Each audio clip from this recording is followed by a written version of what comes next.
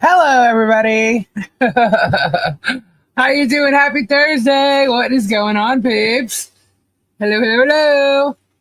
How was that video? Isn't that cool? Mo made that for me. You know, it's Kendra's birthday yesterday, and I brought me to tears. So I love it. I absolutely freaking love it. I can't even tell you how many times I watched it today. And yeah, so I had to, even though I uploaded it today for all of you to see, I had to play it, tonight. So I hope you enjoyed it. I absolutely love it. So hello, hello, hello, hello, hello. How is everyone? We got Leslie coming on tonight, and Richard Luthman is here. Hello, Richard. Hello. What's going on? How you doing? I'm good. Getting by. Yeah. Happy Thursday. Yeah. Almost Friday. It's good. Yes.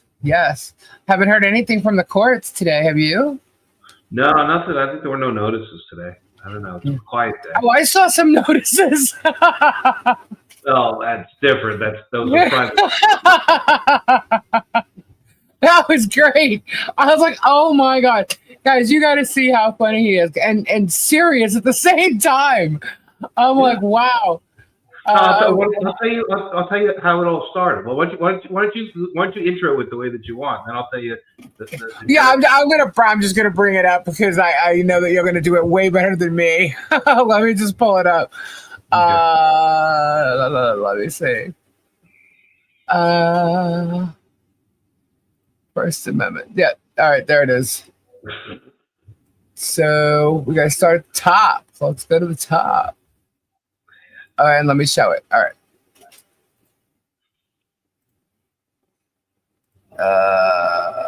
Okay.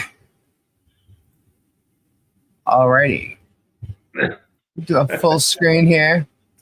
Oh, I'm gonna turn the comments off on the screen. So there we go. Okay. So go ahead, Richard. You can explain this. Well, so Mike Volpe and I were talking, and Mike calls me this morning at like 8:30, 9 o'clock, and he's like, "Oh, yeah, did you see Bruce had sent an email, and Megan told Bruce that don't talk to me anymore. You're harassing me, blah blah blah." And yeah, like, well, why don't you send them all a message, and then you see if they say the same thing back to you. And I'm like, Mike, I'll do you one back. It's like I was in the middle of writing an article actually when he called, and so I said, give me a little bit, and I'll put something together. So by about noontime, I figured let's make this really really good because you have Germ, and you have Megan, and you have Pug, and you have Shara, and you have Gay Hip, and you have the whole rest of them, and basically they've teamed up with through their lawyers through Shockit. They teamed up with the other lawyer Chiapetta and Dinesh, who I've been fighting. I've been fighting him. He's a TikToker. He's got a YouTube, and so they got together, and they're the ones who had the hoax that I got served with papers at the courthouse. Right. I said to myself, well, if I'm going to do a message, I might as well do the real message and figure out and get to the bottom of all their communications. So I'm not going to ask just journalistic questions. I'm going to do a legal notice too. And the legal notice that I'm trying to do is what's called a spoliation of evidence. And we'll get to that in a second, but that tells them, don't destroy any of your evidence. I know and suspect that you guys are all talking to each other. You're all in a big collusion. Not only because I believe it, but because you admitted it. You admitted it. Jeremy admitted it in his live stream. Dinesh admitted it on his social media that they're working together. So I have them, admitting it, so I can get all of their communications to sue the multiple lawsuits that I'm in. The one I'm suing Dinesh, and the one where Jeremy's suing me. I haven't been served yet, but the case with Dinesh, I served him, so I can be able to get all of the evidence. So aside from that, I wanted to also ask some good newsworthy First Amendment type questions as a journalist. And that's where we have the fun start. I don't know if you want to read it or you want to go through it, but you can read it if you like. Yeah, I'm going to read it. All right. So this was to quite a few people. It was to Shara, Jeremy, Tug, Megan. I have a roll call right there. You might as well read the roll call. Okay. All right, so should I just start with the very beginning? Dear psychopathic content creation echo chamber cult. Okay, sorry. All right, so no, this communication is for important legal and journalistic purposes. Dear psychopathic content creation echo chamber cult members and their co-conspirators masquerading as professionals. Roll call. Jeremy Hales, aka Jay Anon, aka Alligator Fucker. Dinesh Norshiran. I don't know if I'm saying that right, but it doesn't matter. Yeah. Okay. AKA Woke Asshole, AKA SCOTUS Doxer, AKA Woke Cancel Culture Killer, Megan Fox, AKA Glug Glug Glug, Tug, AKA Glug Glug Glug, Sarah Michelle Wolf, aka Glug Glug Glug, J Hip, aka J Hipster, aka Pearhead, aka The Fruit, Nick Chiappetta, aka Chip, aka Ambulance Chaser, aka Dog Lover, and Dickless Nick, aka my malpractice premiums are about to skyrocket. Randy Shockett, aka The Dentist, aka my malpractice premiums are about to skyrocket, aka Who Gives a Fuck. Investigative reporter Richard Luthman here. And then you showed your National Writers Union, you're a member of good standing. I am. So your card there, okay. This is a legal spoliation notice. See below. Additionally, it is a journalist's request as I am doing a piece on irony. Irony number 1. The First Amendment allows you to make a living as content creators or scumbag lawyers for content creators. Irony number 2. You use the First Amendment as a sword to criticize others. Irony number 3. All of you hate the First Amendment when free speech is directed at you. You call journalistic inquiries or legal communications harassment. You call the police, yeah, we FOIA'd them. You say your families are being attacked, even though A, you put your families into your content creation, and B, no one gives a shit about you pathetic families. Irony number 4. You support each other's content creation and legal matters. You are a linked cabal. Irony number 5. You support the dissolving of little boys' penises and avant-garde bridge. So the point is, listen, Lisa, if you click on all those blue little links, it goes to videos where this is all true. So go to dissolving little boys' penises. Click on that. What am I going to see there, Rich? You're going to have a video. This is Dinesh. Watch the video. This is the guy who said that I got served that Jeremy was referring to. This is his new best friend. Okay. Oh, it's not going to show. It's bringing up. No, it's going to show a video, but it's not going to be a penis getting dissolved. So click on it. Did it? No. Did it show it? It totally brought me to a different page. It's not showing it? No, it's not showing it yet. Okay. Well, you know what we do? Read this thing, and then we'll go back to that, okay? So that's this guy, and that's his kid. He has a little kid, and he uses his kid as a woke prop. And this is who Jeremy's teamed up with now, this guy Dinesh, right? And so this guy Dinesh he's totally like out of his mind. He's makes a whole video there about how he like his little boy wants to be a girl, and he's going to help him become a girl. But keep going, just keep reading. All right. As such, we have some simple journalistic questions for you. How can you claim to support the First Amendment while labeling critical journalism as harassment? Why do you call the police over constitutionally protected speech while profiting from targeted speech against others? Do you consider doxing Supreme Court justices a public service or just good for clicks? This guy Dinesh doxed the Supreme Court. That's why I said that. Right. If your families are off limits, why do you feature them prominently in your monetized content? How do you justify weaponizing anti-doxing rhetoric while actively promoting doxing campaigns? Are your repeated calls for censorship motivated by safety or ego protection? His faces of Dinesh. How do you distinguish between journalistic inquiry and harassment, or does that depend on who's asking? Do you coordinate your narratives and legal responses as a group, or is it just spontaneous mutual defense? Why do your allies claim trauma for criticism while mocking others for their lived experiences? Do you believe publicly questioning someone's public behavior constitutes abuse? Why or why not?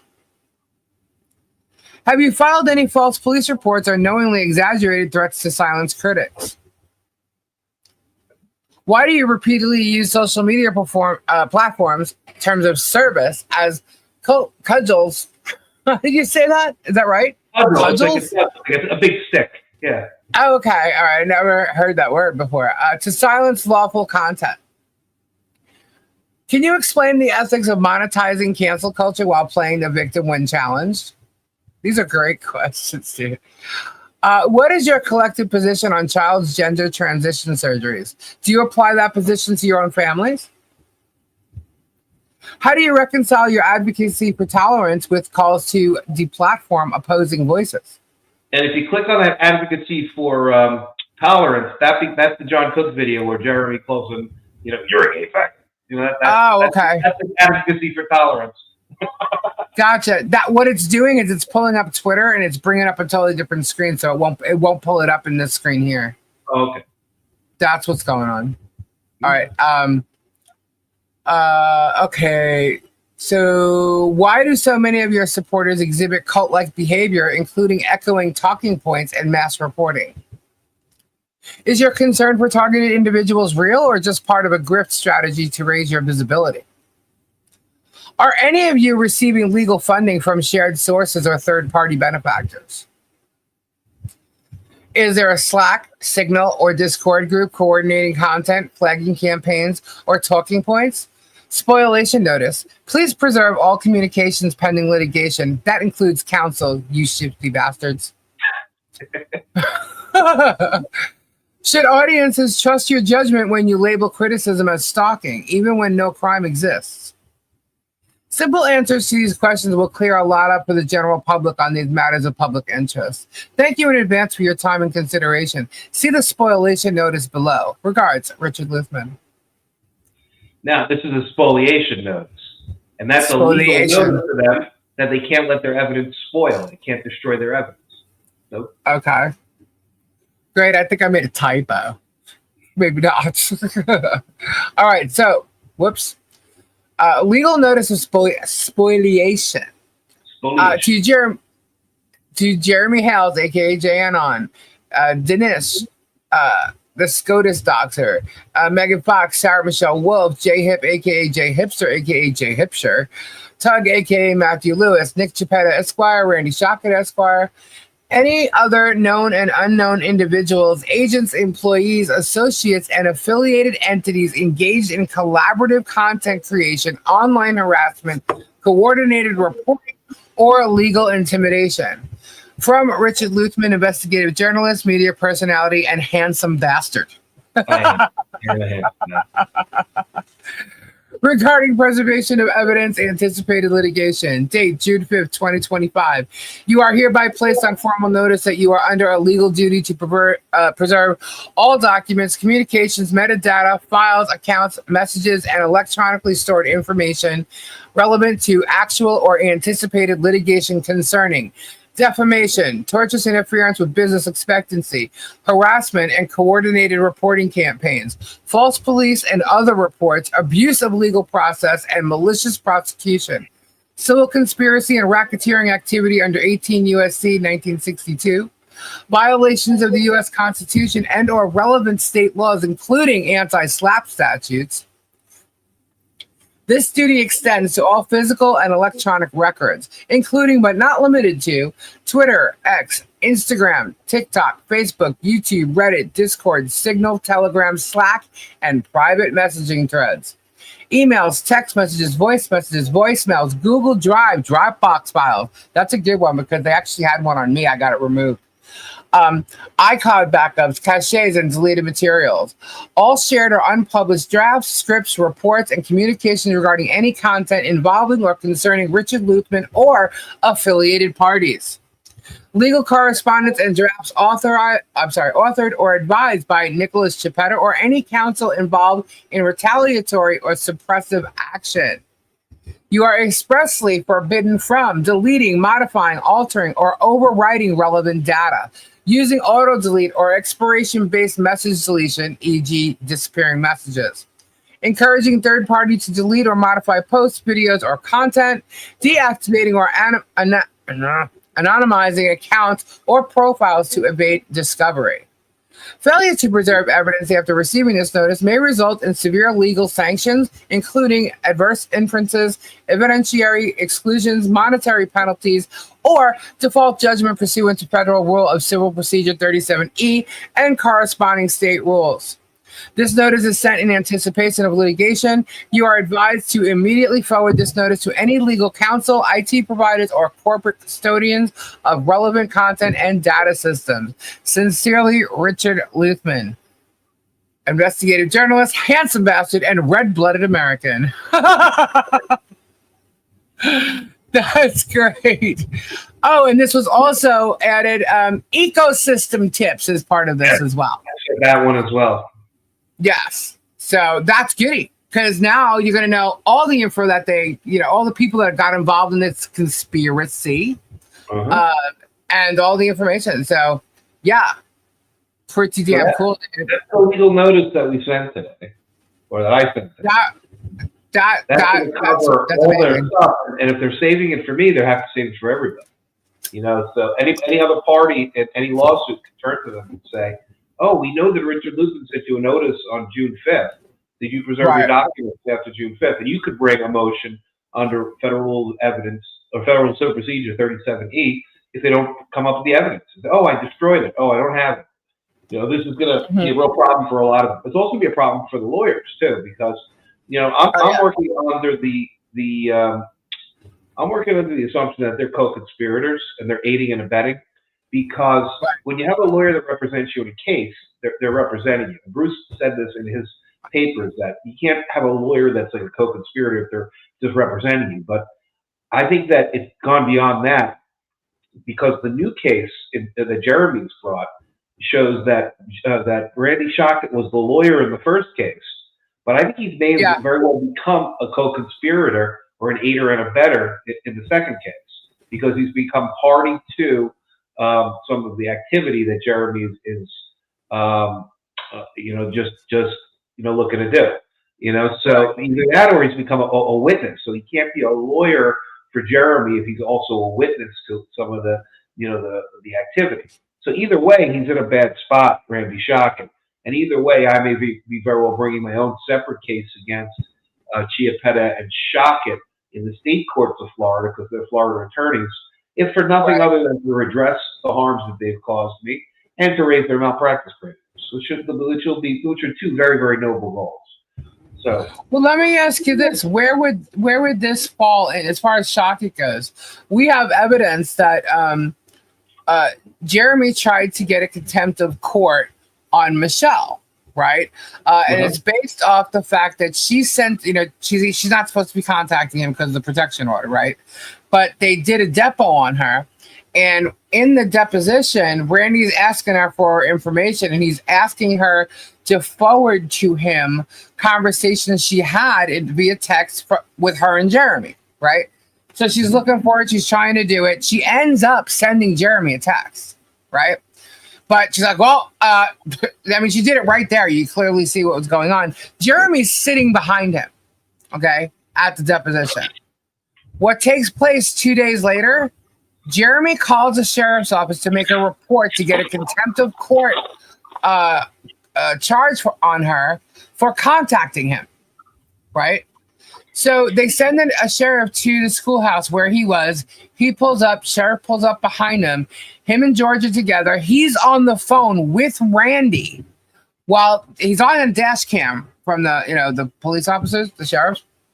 And he's standing there waiting for Jeremy to get off the phone. So Randy knows exactly who he's talking to. Says his sheriff's there waiting to talk to him. He explains to the sheriff. He gets off the phone with Randy, explains to the sheriff that, what happened and that she texted him and she's not supposed to. And the sheriff turns around and says to him, do you have any idea why she would do that?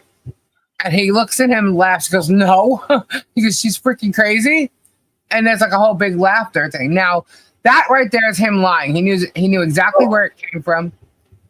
And Shockett knew what he was doing. Shockett's on the phone the whole time? No, he hung up with him right before he, spoke to the sheriff.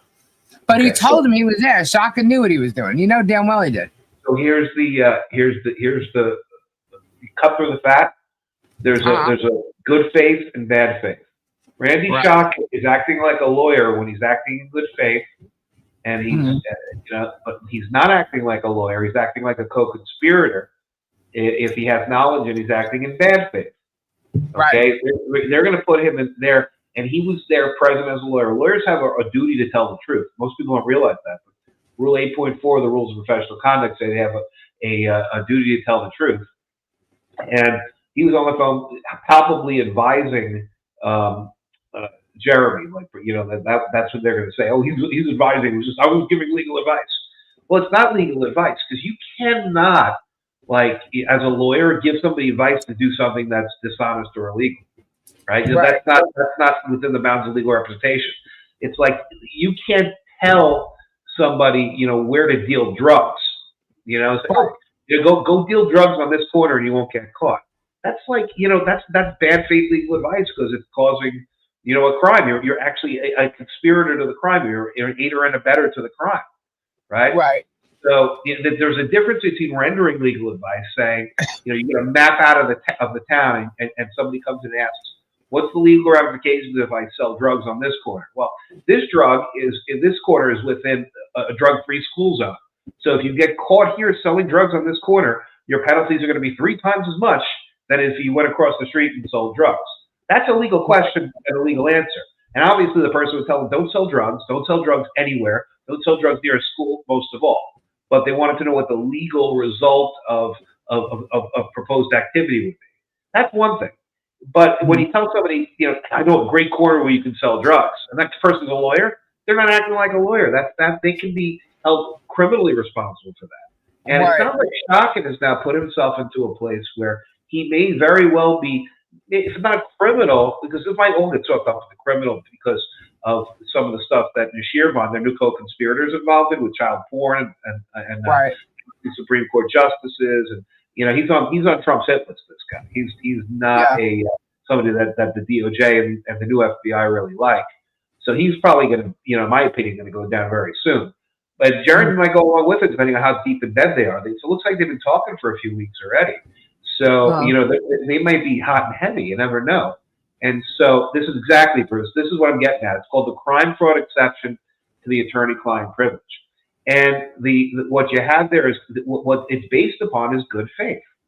If the lawyer shows that they're acting in good faith, then the crime fraud exception cannot apply. It's when the lawyer's acting in bad faith that it can apply.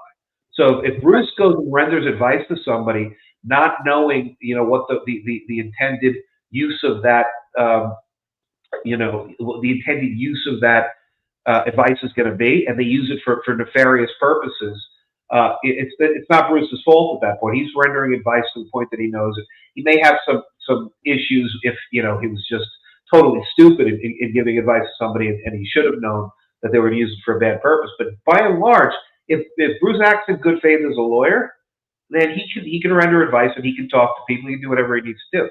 The second you do bad faith, the second you get across the line to aiding and abetting a crime or a fraud, right, then that's when you're not acting like a lawyer. That's when you could have liability, both either criminal or civil or both, depending on what the situation is. You cannot counsel a client into fraud. You cannot counsel a client into a crime or how to efficiently commit a crime. Even if you're the greatest criminal defense attorney there ever is, you can't help a client plan a crime. You're a criminal defense attorney, and most of the time the criminal defense attorneys get there after the fact. The crime's already been committed, the person gets locked up, they go bail them out, and then, they come to the officer and say, okay, what happened? That's the nature of the representation. It's not, 3 months before the heist, and you go to the lawyer's office and say, we want to plan a heist, and this is how we want to do it. Right. And that's what he was clearly there. He was clearly there when it happened. It actually happened because he had her so frantic during her deposition. I mean, he was just asking all kinds of questions. She was so totally anxiety ridden. I mean, it was bad. What he did to her was bad. And anyway, he knew he caused it. He caused the screw up, but he knew what happened. And Jeremy's laughing behind him. And then you see him getting off the phone. He said he was talking to his attorney. He said his name, you know? Yeah. So, I mean, to me, he clearly knew what he was doing. And the very least, and Bruce could chime in on this, the very least is now Shockett has become a witness. You know, this is what we're talking about. He's become a witness, and there's something called the advocate witness rule, or the witness advocate rule. And you cannot be both an advocate and a witness in the same type case, in the same case. Right. And so, you know, that's, you know, it does not done. So the second that issue is raised, they have a hearing on that. And, you know, by and large, if there's really a shot that it's going to happen, then the lawyer has to go. You know, has to get another lawyer. Right. And I think that might be the case here. Like in the first case, you know, Shockett came in and, you know, it was kind of like after the fact on things, you know, there were signs, and then Shockett came in after the fact and brought the case and everything else. But as everything's happening in this case, and they're claiming all this stuff that happened, everything under the sun has happened, Shockett has been present for a lot of the activities. So he may very well be a witness to a lot of stuff. This is what happened. This is what the feds did to Bruce Cutler, who was John Gotti's lawyer. Bruce Cutler was the one that got Gotti off like the first 2-3 times. Because Cutler was just that good of a lawyer. He knew how to talk to a jury. He put up with bullshit. He was very good with evidence, and he was very good with keeping stuff out. He was very good at cross-examination, and he just knew what he was doing. And what happened was, in the last case, or in the last, you know, with the Sandy the Bull stuff, they got Cutler out because they said he was a witness. He was a party to stuff. They had Cutler around, you know, not when they were doing, you know, all their the criminal stuff. Cutler was smart enough to get out of the room if that stuff was going to happen. But he was around as a witness to be able, you know, in the vicinity of things, to say who was present, what was this, what was that, because the attorney-client privilege was broken by having all people around. So he became a witness, and they could call him as a witness. Now, this might be the case with Shockett because after, you know, with a lot of this stuff, it's all fact intensive. This might be a situation where he could be disqualified. And I think if Shockett gets disqualified, then that will take a big hit out of Jerves. So, you know, he's got to find another lawyer out there in, you know, the Gainesville area, the Northern Florida area, is going to be willing to co-opt himself. And given what's happening, you know, in a case like this, I don't think that there's many lawyers that are going to want to step in. You know, so we'll see. Yeah, well, he had on the temporary restraining order case that Michelle had, he had an attorney called, his name was Mark Feathers. And Mark Feathers got in trouble with the judge, the Thomases, who was eventually recused from the case, because he gave Jeremy access to Michelle's unredacted Depo, knowing he was going to broadcast it. And as a pro se, she was only supposed to be interviewed for no more than 2 hours under the law, and it went on for 7 hours. Did you see the Depo that Shockett did with Michelle? I didn't see the Depo. I got to see this Depo now. Oh my God! It's like 8 days of Depo that he showed on his channel. Okay. It's back in, yeah. I can get you the links if you want. It's ridiculous. Yeah, I'll what he did. I got I use a lot of the tools to go and search. I'll do that. You know, so that's what I've been doing. Now, people don't know what I've been doing the past couple of months. Ever since I got that email and I had to go to Senior Frog to celebrate, you know, I've been studying really the evidentiary portion of what I want to do here. Everybody else wants to kind of get out of the case. I want to embrace it. I've been like trying to learn as much as I could and get as much dirt and as much crap about everybody. And so I'm working on it now. I'm working on this, what Discovery is going to do. That's kind of what I sent out today. It's a framework for getting more discovery. And think about it. Yeah. If there are emails, there are chats. Let's say they have a Signal chat. They have a Facebook Messenger, whatever. And we get that in Discovery. We're going to have a treasure trove of them talking about us, talking about each other, talking about this. That's just going to be so much fun. That's going to be well worth the price of admission. It's like, you know, emotions are emotions. They're legalese and this and that. If we get all of that, the gossipy shit, and that's what I really want to get. And we're going to do what we can do. Yeah, I agree, Peculiar. Based off that information, it would seem because he broadcasted it, he got marked in trouble. He should have redacted it anyway. You know what I mean?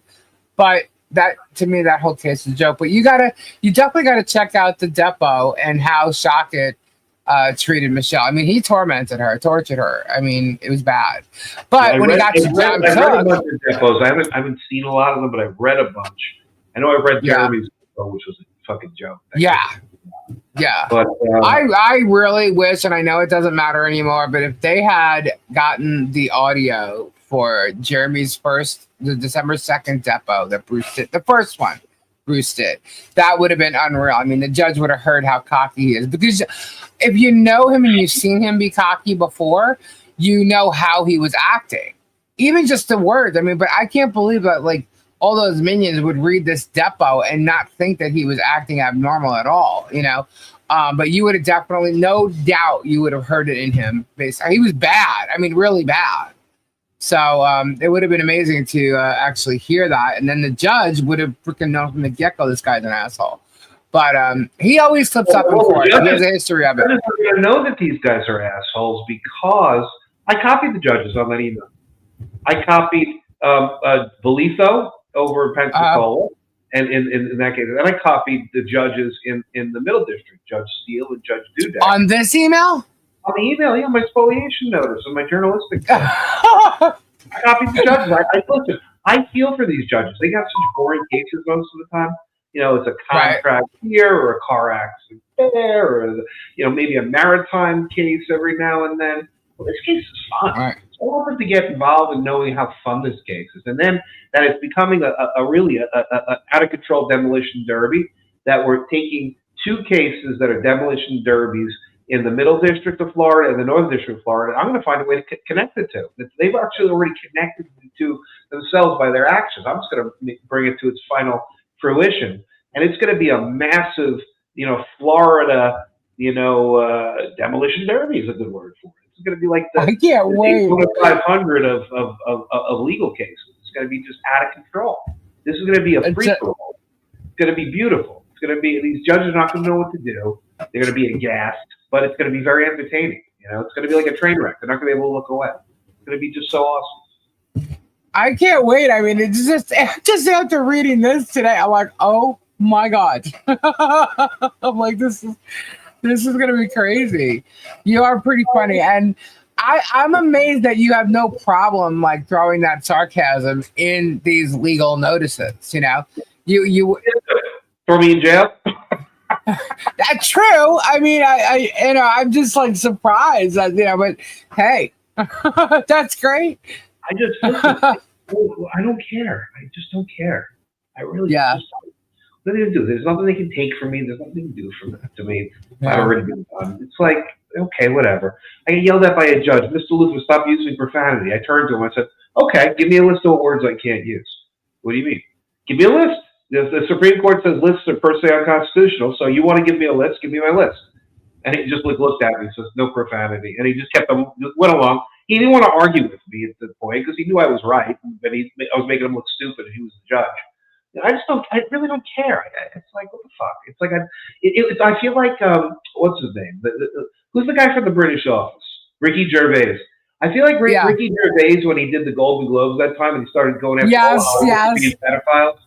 Like, fuck you, you're all pedophiles. He's your friend, fuck you. I don't really give a fuck what you people say. I'm not one of your friends anyway. But that's how I feel. That's how I feel. Yeah, no, you know what? I guess for me it's surprising because hey, you were a lawyer. How long were you a lawyer for? How many years? Probably 13, 14 years. Wow. See, yeah, and then so to go in there like that, the law, and not only that, I'm guessing, Richard, some of your clients was pretty high profile. I represented a political party in the state of New York. I represented the Reform Party in New York State. Yeah. I do a lot of people still call me out on that shit all the time. It's like they want advice. Yeah. It's like people have. I think people say like, man, when are you going to get straightened out? You got to go to see Trump. Trump's going to straighten you out, man. This and that.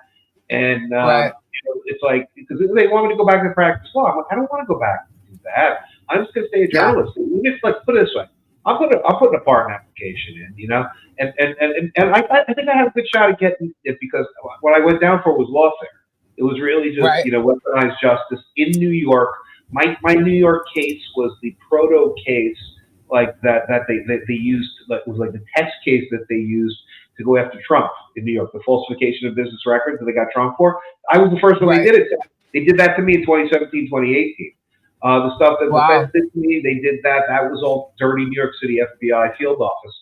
I got all sorts of shit on dirty Feds. And so it's one of those things where I've laid it out, and I'm going to lay it out some more, but I'll get it out there to the right people. And I've talked to the people. I have enough people I know inside the administration that I feel that I do have a good shot. Now, if I'm going to wait till next year, one of the things is you need 5 years from when you're released. So I got out in 2021. I got to wait till early 2026. I may have to wait till after the midterms because it'll be November 2026 will be the midterms before I get Right. straight out. But I'm talking to everybody at this point. So I'll be okay. But I do not want to go back to being a lawyer. I have the legal knowledge, and I have a lot more fun. And I feel, just doing the media stuff because I Right. have the full panoply of my First Amendment rights. And Bruce will tell you when you are a lawyer, you don't have the First Amendment rights. You have the privilege to practice law. And in order to get the privilege to practice law, you've got to give up some of your First Amendment rights, meaning that you can't walk in and say, that judge is an asshole, that guy's a cocksucker, this guy's this, that guy's that guy's an alligator fucker. Right. You can't do that. And I love doing that. It's like you have to support the system. You have to support the justice system. And if I think that the Right. justice system is pure bullshit, or I think a judge is a cocksucker, or I think a judge is an asshole, I'm going to do that. So, Yeah. did you become a jailhouse lawyer? Yeah, I did become a jailhouse lawyer. I have a couple of stories that I wrote.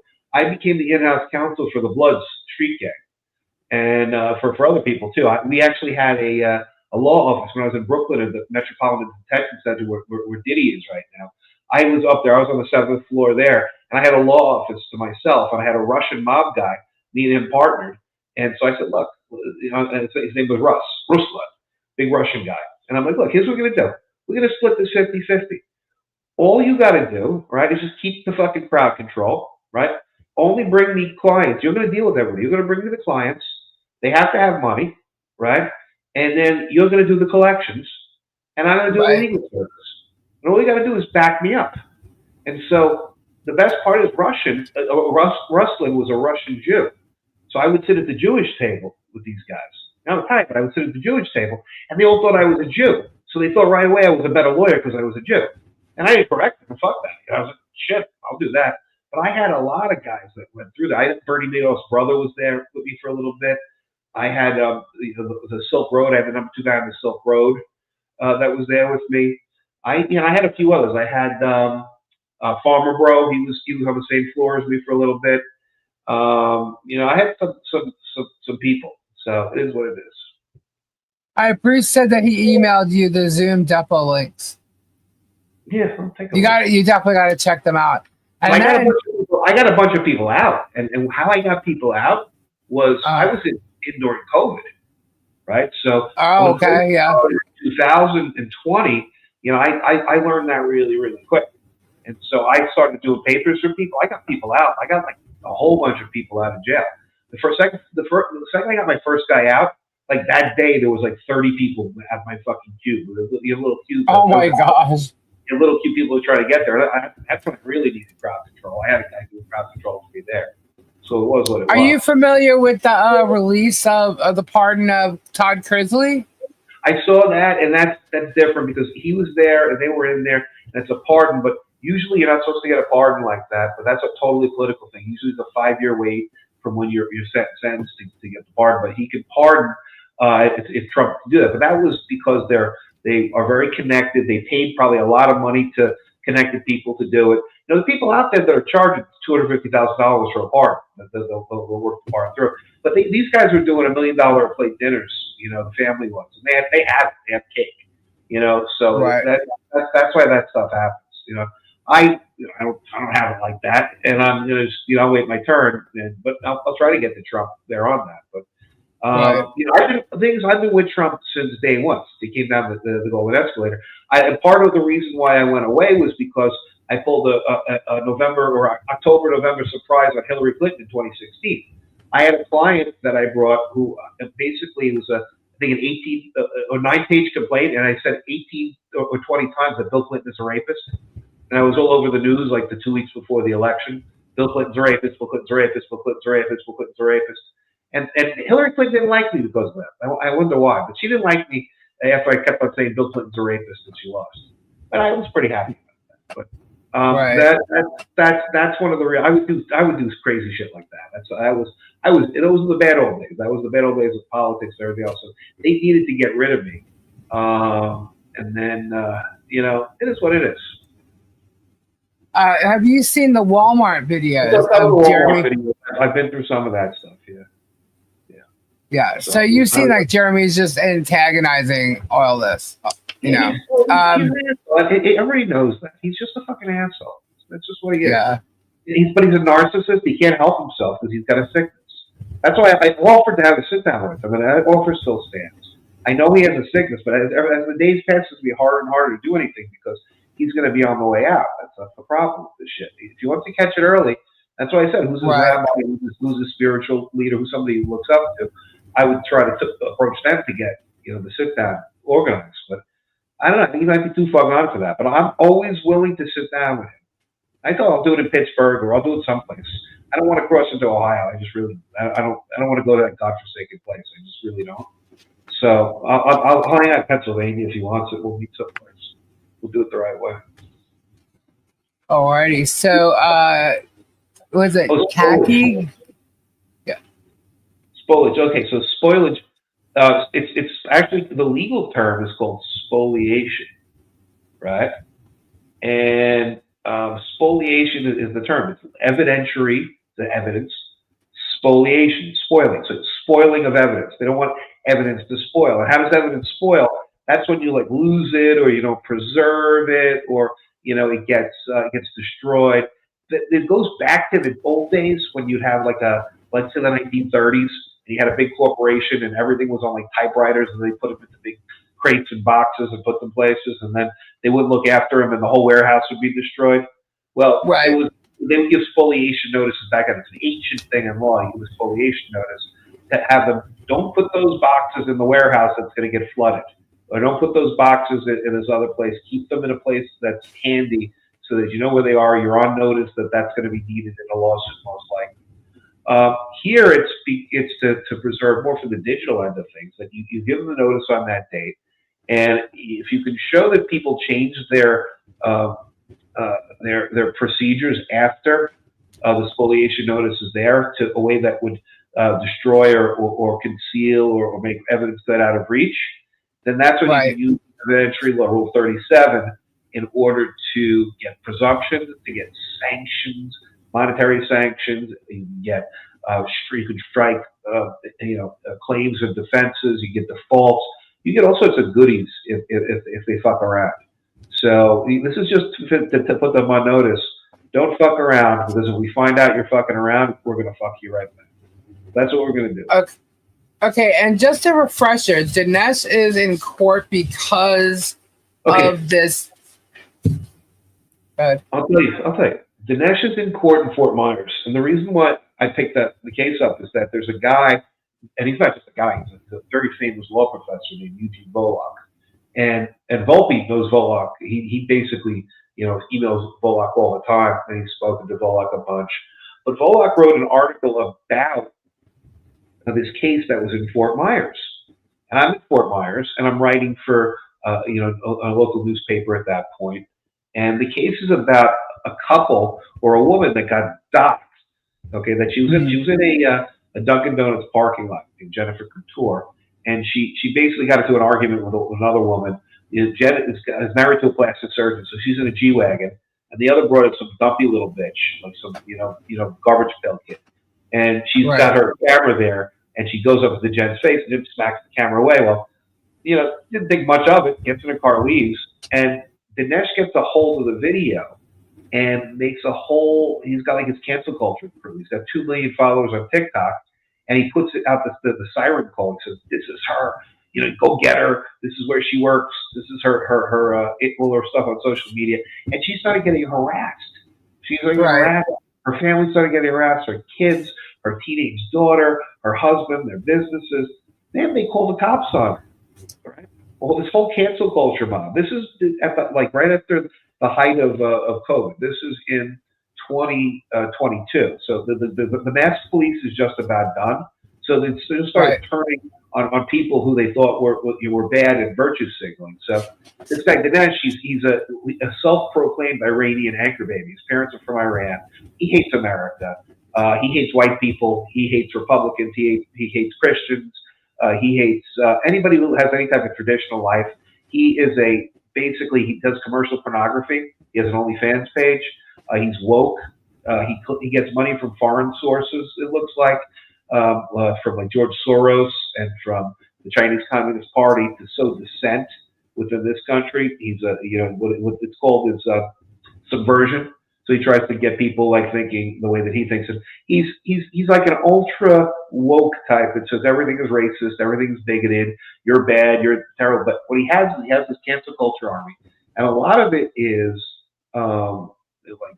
AI. So a lot of it's not even real; it's just bots, and a lot of it is crazy people like in mental institutions, literally in mental institutions, but they still have to have phones with social media, and they have 10 or 20 or 30 different accounts. They're called sock puppets. So they have 20 or 30 accounts, and then when Dinesh says, go after John Smith because he's a racist, then the psychopath at the mental hospital will go on his 20 or 30 accounts and start messaging these people out of control. They'll get on the phone, they'll make phone calls, and that's what he did to Jen and the local sheriff, to the point where the local sheriff they arrested her for touching the woman's phone, and I think they charged her with a felony for touching the woman's phone. They said they tried to over, they tried to do this. The cops kind of were hoodwinked. But when you think about it, if this guy is, doing what he's doing, employing a form of harassment, and so he's employing, AI, he's employing all these other techniques, then he's dishonest. He's committing a crime.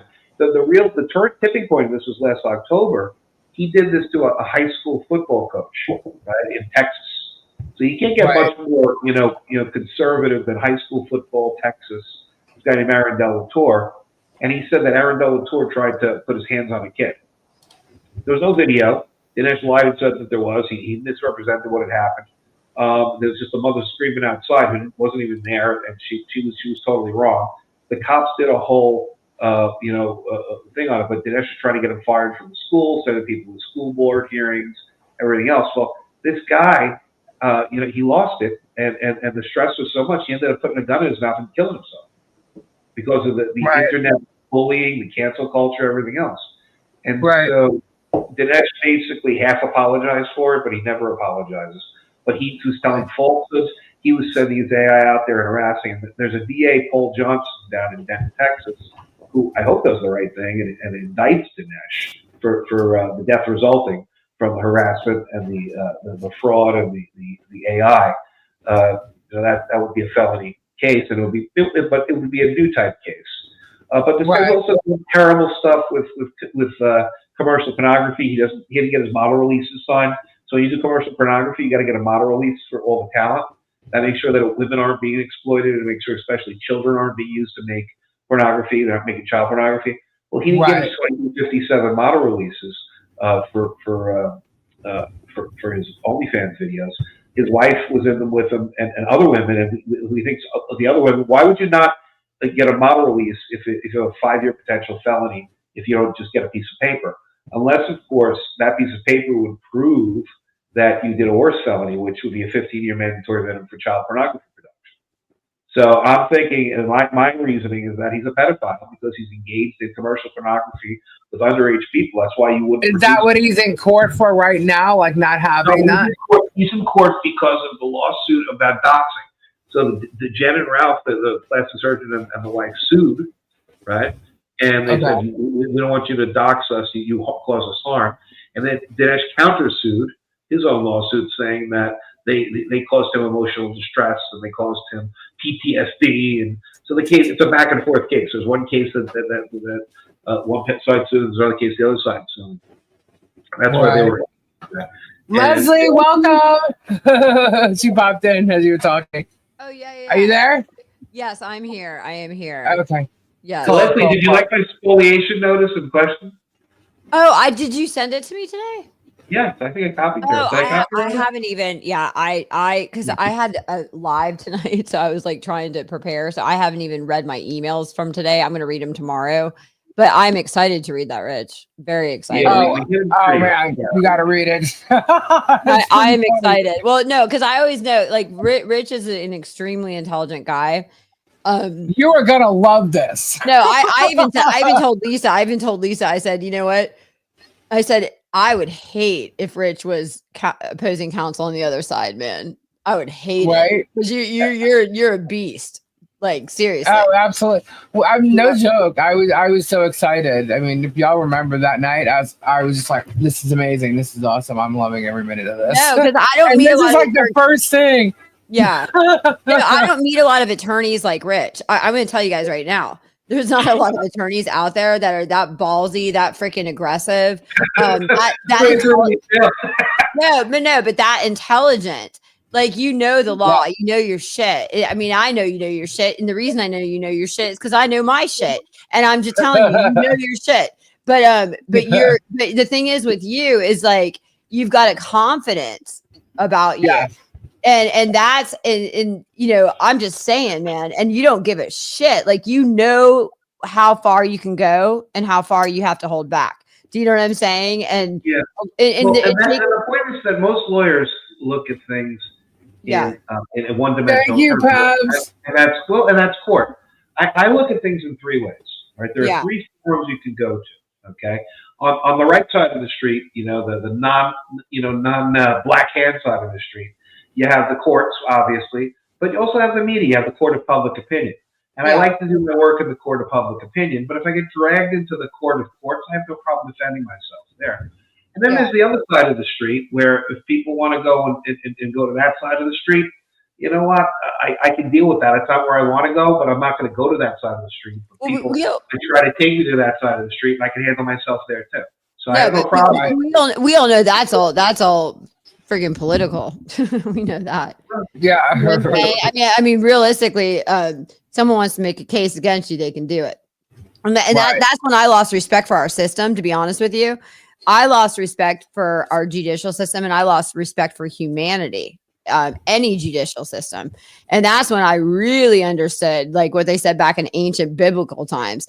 You know, it's like, you know, if they want to get political and they're greedy or they want to make a pawn person or they want to do, they will do it because that's how the system is designed. It's designed with ambiguous laws that they can taint and twist, and you know that's just my opinion. But anyway, it's true. It's very true. And look at President Trump. He's the perfect example. He's a convicted felon in the state of New York at this point. Think about that. We have a sitting president that under the laws of the state of New York, and it's the same law that I was convicted under, the falsification of business records, which is one of the most bullshit crimes you could ever think of. It's like a Frankenstein felony. That's kind of what it is. And they used my case. I said it before you got on, Leslie. They used my case in 2017 to 2018, the grand jury, and then the case itself as a blueprint for going after Trump. My case was the first of its kind to apply a falsification of business records to a political type situation. And God knows we worked out all the kinks and through my case to get to Trump. And I still have the dirty stuff. I've still brought that to the court, and they still don't care. So it's a kangaroo court in the state of New York, and so I have little respect for that place. I hope the whole place burns. Really, I really just have no love for those people anymore. Well, most of the good people in New York, it's just all the people in the courts. They're fucking dirtbags. They really. Can I tell you what my view is on our judicial system? It's a carrot. Here's how I look at it. If you have a dog and you put it in a cage, you give it a morsel of food a day so it doesn't break through, because you know the dog's strong enough to break through if it really wants to, if it's that hungry enough. Our entire judicial system is just an illusion. It's an illusion to prevent chaos. And it's an illusion to prevent chaos and keep the selective few that are truly in power. while bullshitting the rest. I mean, here's another thing that really irritates me. You see presidents go out and they're giving speeches about what they're gonna do, right, to change America. And here's the problem. We know this, Rich. The president only has certain powers. They half the time the presidents are giving their speeches, they're saying they're going to change this, change that, do that, do that. They don't even have the presidential powers to do such. Yeah. Do you understand what I'm saying? And the whole people are just think like the majority of Americans think, oh, the president has all this power. You guys got to go take a con law class and see the delegation of power here. The problem is the corruption too. I was on with an Arizona state representative earlier today, and I Rachel Cash, and I interviewed her about family courts with Mike. And the big issue there, and it really turns out to be separation of powers. You got judges acting like legislatures and executives, trying to conduct their own investigations, trying to make their own rules. You got executives trying to act like judges and legislators. You got legislatures trying to act like judges. You got people not staying in their lanes. But Rich, I've tried. Let me tell you something. I've tried to go down that road legally, where legislature has a certain intent behind their statute, right? And obviously, the judicial branch are the ones that interpret the statute. And then the judicial branch will interpret it completely bullshit to what the legislation wants to do. And then I even went into the Florida Constitution. Well, at that point, the legislative branch has powers to do whatever. But procedurally, it never happens. Yeah. I mean, think about it. Yeah. Have you ever known a case where the legislature has come in and gone against the judiciary and said you have completely, interpreted our intent behind our statute? Have you seen? I have not seen that. I'll give you even better. Yeah. And Rachel Carson was complaining about this today.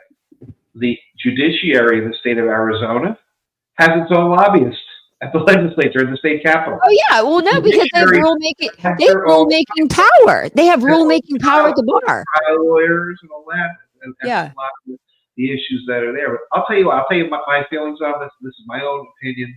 Yeah, and I'm not advocating violence when I say this. However, I think we need a rebellion. That's my view. But go ahead. I think that things were a lot nicer when we had a very robust organized crime in this country.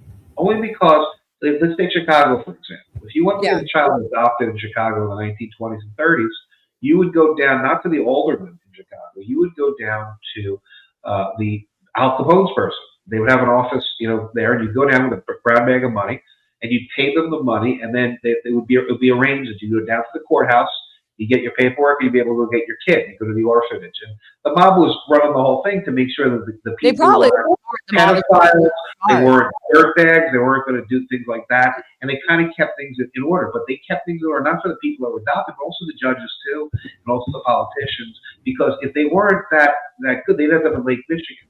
They would disappear. They'd go out for a walk and they would never come home. And today we don't have that check and balance anymore, I don't believe, in the political class. The political class is running amok in a way that's unchecked, and we're turning into Rome in many respects. That's why I'm very happy that Trump's in the sense that he's cutting the elite political class at their knees a little bit. But if we don't have a natural check or balance in there, the elite class is going to turn into Rome. And when Rome fell, and the barbarians at the gates.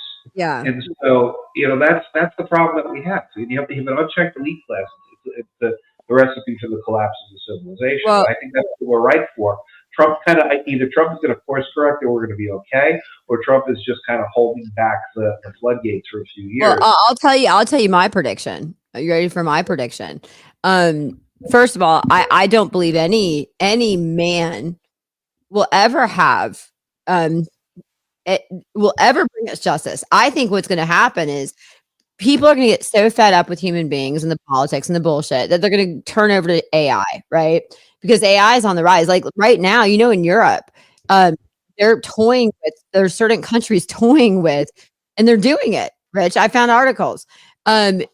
Judges are AI. And here's the deal. I know this because you know what I do? Judges are AI? Yep, they're toying with, but actually think about this. it takes out the subjectivity. So for instance, if I go into AI right now and I take a motion to dismiss and I take an opposition to a motion to dismiss, I can go into AI right now and I can have AI read both motions and predict with case law and certainty and probability what the judge would rule on. Now, here's the deal. And I do it all the time, by the way, because it'll tell me when I have a weak argument. But the thing is what's going to end up happening. This is my prediction. This is what I see happening. People are going to be disgusted by human beings because you can't take a human being away from what they say biblically years ago, which is our innate who we are, which is flawed. Okay. Humans are always going to be prideful. They're always going to have these natural things to want greed, to want power, to want all these things. So eventually humanity is going to get disgusted by it. And they're going to feel like the next best option is a computer like AI, because they're like, just like I think, oh, wow, it takes the subjectivity out of the ruling. It just goes strictly on case law, strictly on probability, strictly on this, strictly on that. Cause I can do it right now on AI. And what's going to end up happening is then we're going to lose the emotional component. And like, cause I can tell you right now with AI, if I go to AI right now and I ask AI to write a comedic something for me, it's the worst comedy you ever freaking heard. The only way I can write comedy is from me. I have yet to find AI to do that. Okay. And emotional shit. And now the AI can talk to you like a therapist. You know what I'm saying? But the point being is that we're going to get to the point. I always said this. What would you be more afraid of? A fucking computer? I say, oh my God, I just cursed. I'm sorry. A computer holding a gun in your face, or a person holding a gun in your face? A computer, because they have no emotion. You can't talk them out of it. You can't talk. They're just going, boom. Oh, you want to kill that person? Not even going to think twice. And that's what it's going to go from the left to the right. It's going to go from one end of the spectrum, but it's going to take a long time before we see it. We're not going to see it in our lifetime. That's my prediction. This conversation has got the chat going all political over there. It sounds like the script to a movie. No, now we What's up, Robbie? No, but do you guys understand what I'm saying? Like, I know this is. No, I get it. You're talking about the rise of the Matrix. You're talking about the friggin' the Matrix over here. You're talking Terminator. No, you're talking about iRobot. It's going to happen, guys. And I'll tell you why it's going to happen. It's going to happen because humans are going to get so disgusted by humans. I am disgusted by humans right now. I don't believe. Think about this. I'm a human being, and I don't believe in anybody in this world giving me justice. Okay, so think about, you got enough of me's out there. You got enough of me's out there with a computer program saying, "Oh my God, they're going to take away subjectivity, politics, this, that."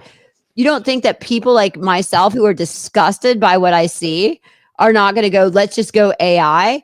But here's the problem. Once we go AI, give that many years, and we're going to be in a world with no emotion. Well, there's another issue too. And I saw this with Giorgia Meloni, who was the prime minister of Italy. And she was talking about... See, that's scary. What Florida Native just said is that's scary. Sorry, Rich. AI isn't regulated. One narcissist programs how he wishes, and humanity is gone. No, but what's going to happen is humanity is going to destroy humanity. And that's the whole point. It's like right now, I can tell you how I'm treated by other people, how I see politics put into play, how I see all the flaws play out. I can't stand humanity. That's where I'm at. What I was trying to say is this. You know, she said in a speech the other day that you go to Africa and you know, there's 90% of the people are without power there. You know, and she was bitching about France and how the French still charge them to make coins and everything else. But the fact is that, you know, you got a lot of have-nots in this world too. So when you're talking about an iRobot world, we're talking only about a sliver of the human population that's going to have that. And then the rest are going to be basically slaves. You know, that's really what people are going to be. These people that don't have electricity right now, think they're going to have a robot in 30 years, 50 years, 100 years? No, it's going to be fucking dirt. It's going to be desert. That's what people are going to live.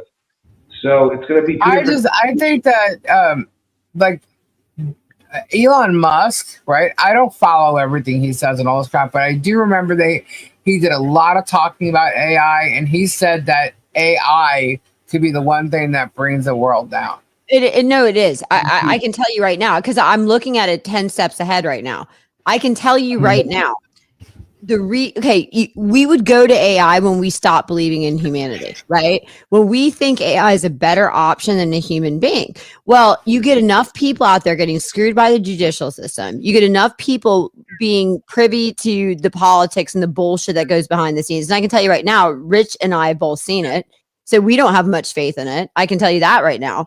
And I can tell you right now, where I stand today, having practiced law within our judicial system, that's supposed to be one of the best in the world. I can tell you right now, I have zero belief that any human being in this world would ever be able to give me justice in my lifetime. That is my true 150% belief, based on practicing as a lawyer, based on seeing the pain and the politics and the bullshit that I have seen. Okay. Because me and Rich have seen things that nobody will see unless you are a lawyer.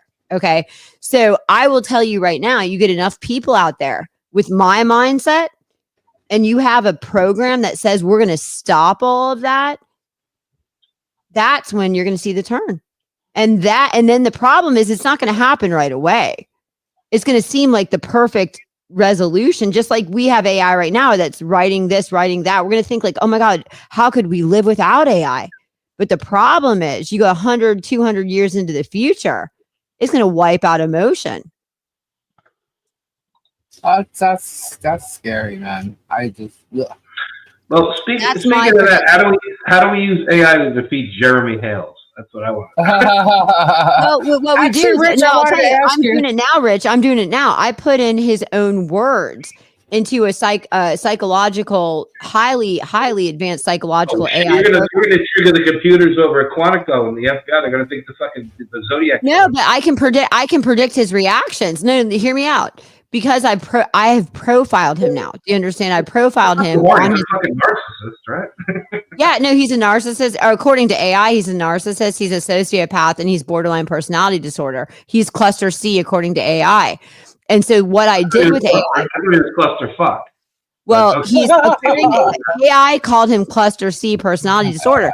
So then what I did is I profiled him, and I said, well, if I do this, what is he going to do? I already profiled him, so I'm predicting his actions, and everything that AI said he was going to do, he has done. So I already know that this, and I've toyed around with this with other, like with clients and depositions, and I actually, what? I'm just saying hi to Strictly. Oh, okay. No, I did this in a deposition, Rich, where I profiled somebody, and I said, what is the topics that are going to set this person off? And it told me the topics, which I told my husband because he was conducting the deposition. And I said, how will I know that this is pissing him off? And it said, he's going to start clenching his teeth. He's going to grab his hands. He's going to stand up from his chair, and he's going to walk out of the room. And guess what? He did everything AI predicted. Huh. Pretty good. So my point being is, we can use AI right now to profile people, and we can predict their reactions. We can ask AI how to get a certain reaction out of a human, because we're just puppets if you really think about it. If we want to get a certain reaction out of a human, we have to first give AI the information about that human being so they can profile the human being correctly. And then we can basically call the shots before they happen. We can do that now. Wow. That's crazy. You can do that now, because I did want to ask you. Yeah, I did want to ask you, Rich, based on the email that went out with these notices today. Did you get any responses? No, nobody said shit to me. They didn't say shit back. They didn't say a goddamn thing. They don't know what the fuck to do with something like that. Yeah. That's what I love about you. I love because I always said to my husband, right? My husband he's not controversial like I am. I'm controversial. You're controversial, Rich. And my husband, anytime something would happen, he'd get all scared. And I'd be like, Michael, if you know the law, you're not going to be scared. I'm like, you got to know the law. But Right. it's like, but you also got to take into consideration what judicial discretion is. That's the scary part, because some of these judges, the law is the law, and the judges just swayed because they want to sway, and then you're stuck up in a freaking appeal, and then the appeal gets political, and then of course then the state Supreme Court decides whether or not they even want to hear your case based on politics. So it can go up a bad. Rich, you're following me, right, with all of this, like. You know what I mean? But the point is that you know enough about the law. This is what I like about you, because I know you know what the line that you can cross, and you do it because you are smart and you know it. Yeah, I know what we're doing, but the point is that they just don't know what to do. I think they're doing the ostrich technique, putting their head in the sand, and kind of hoping that this kind of blows over, because this was a fatal mistake that they made. That Dinesh and Jeremy had their lawyers teamed up. Yeah. Now we have the conspiracy that they've engaged in just got that much bigger, and it's connected to real criminality at this point. Yeah. So that is what is going to be a problem for them. Well, I'll tell you now, if I had to pick an attorney out of this entire shebang of people, and I wanted to pick, I'm being straight up. I swear on my freaking life, Rich, you'd be my attorney. No, I'm being straight up with you. I'm being straight up with you. You're a genius, and you know it, Rich. I guarantee you. Were you a genius as a kid? Were you? No. I listen. Here's all the haters that want to say I was quoted a genius, and I was in the gifted program as a kid. Okay, I was. And I know my humor. People don't get my humor usually unless they have a high intelligence. Rich was cracking up to my humor. So Rich, I'm telling you, because people don't get my humor unless they're on the same level as me. Do you understand? Yeah. Were you in the gifted program, Rich? I was. Oh, there we go. Okay, hold on. I gotta open my door for my husband. I'll be right back. I knew you were in the gifted program, Rich. All right, hold on. Well, one thing that so Rich, nobody responded to you, but people did respond to a different email, and the email that I'm going to bring up now, I believe you saw this as well, right? Mm-hmm. This email was sent to attorney Overstreet Johnson. Let me read this to you. It says, the subject is question about the admission of an unqualified attorney. So this was from Bruce, and he wrote to attorney Overstreet Johnson. He said, Randall Shaka was admitted to the Florida bar on January 24th, 2005. As detailed in the attached court decision, which is, we've showed everybody this before, so he sent it to this attorney. So he says, as detailed in the attached court decision, in 1997, he was rejected for admission to the Arkansas bar, which was upheld by the Arkansas Supreme Court. Is it possible that Florida bar admission standards were so lenient during your tenure as president as to grant admission to someone who, A, had done things Mr. Shaka did as a dentist, as detailed in the attached decision, and B, additionally lied about it in a failed attempt to gain admission to the Arkansas bar? Good for him. Or did Mr. Shaka lie on his Florida bar application at this time got away with it? Copied are journalists covering cases involving Mr. Shaka.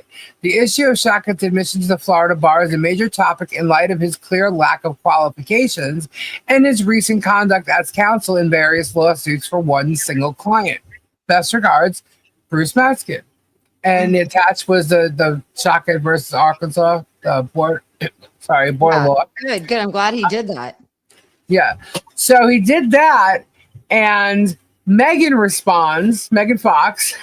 Yeah. Because whether these people realize it or not, okay, when there's press, when there's information going on, when they are all part of, the whole big saga going on here, anybody who is going to talk to the press, I want the press to have information, is going to forward it to them. correct? So you got Bruce sending this to Michael, to Richard, to Dave, to Megan, to Shara. He's sending it to people who are involved in covering this case. All right. Well, I gotta tell you something, Lisa. What? Can I tell you something? Because it hasn't sat with me well. What? I don't like, okay, when I'm litigating, I'm the most controversial person you'd ever meet. I'm aggressive like Rich, okay? But when I'm in my own state of mind, I don't like confrontation, right? Like if I'm in my home or whatever. Okay, so Lisa, I know you told me not to talk to Hip Horseface, but I did. Oh, after last night? Yeah. I did talk to him. Okay. I suggested here's what I did. No, but here's what I did. Okay. The reality is, I also am a retired attorney, and here's the thing: if somebody does something defamatory to you one time, and you warn them and they never do it again, that's your case is not that strong anymore. Because they never did it again. Like they said I was a disbarred attorney, and then once I filed the lawsuit, I never heard it again. Okay. And so I made the educated decision, not because of loyalty. Okay. I made the educated decision to strictly go after Hales. Okay. And George, I'm just telling you right now, you're going to find out because I dismissed it on everybody else. You're going to be mad at me, Lisa. Don't be mad at me because I'm not mad at you. Okay. So hear me out. Okay. That's your I have legal reasons for what I'm doing. Okay.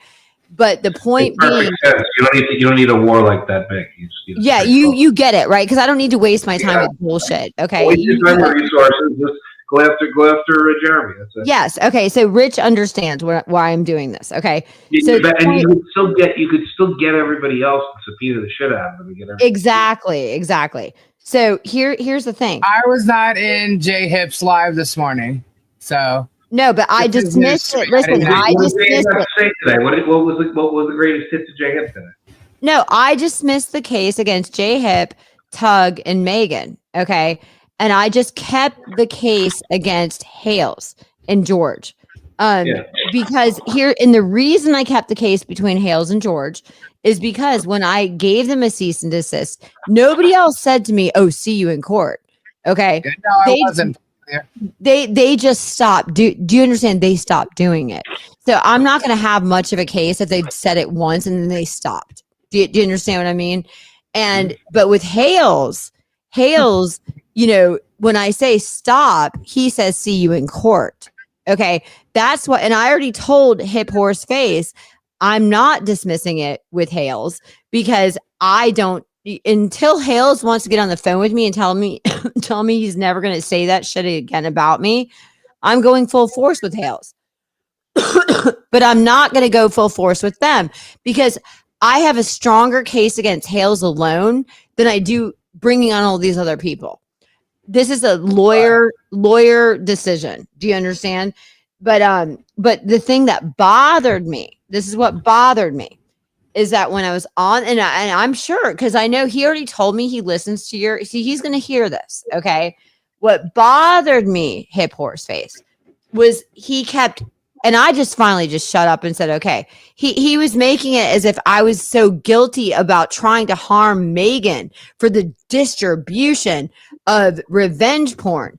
And I was trying to explain to him, when I aired this thing, I had 7 followers. I didn't have a channel. Okay. I never had a channel. When I aired it with the intention of giving Michael Volpe the original. So he's like, well, you kept it up for 2 weeks. If I kept it up for 2 weeks because I had no followers. Do you not understand? It's not revenge porn either way. It's not revenge porn either way. But I had no he's acting as if I'm some influencer with all these followers where I kept some video, whether people want to say I'm going to say it absolutely is not revenge porn. But either way, he's saying, well, you kept it up for 2 weeks. You were wrong. And I'm going, wait a second here. I had no effing followers. So whether I kept it up for a week or 2 weeks, why would I think this was getting broadcasted to the masses? Do you understand? I was not an influencer. And then guess what? Once she said something to me, I deleted it. But I didn't delete it because I thought it was revenge porn. I deleted it because I just didn't want to deal with it.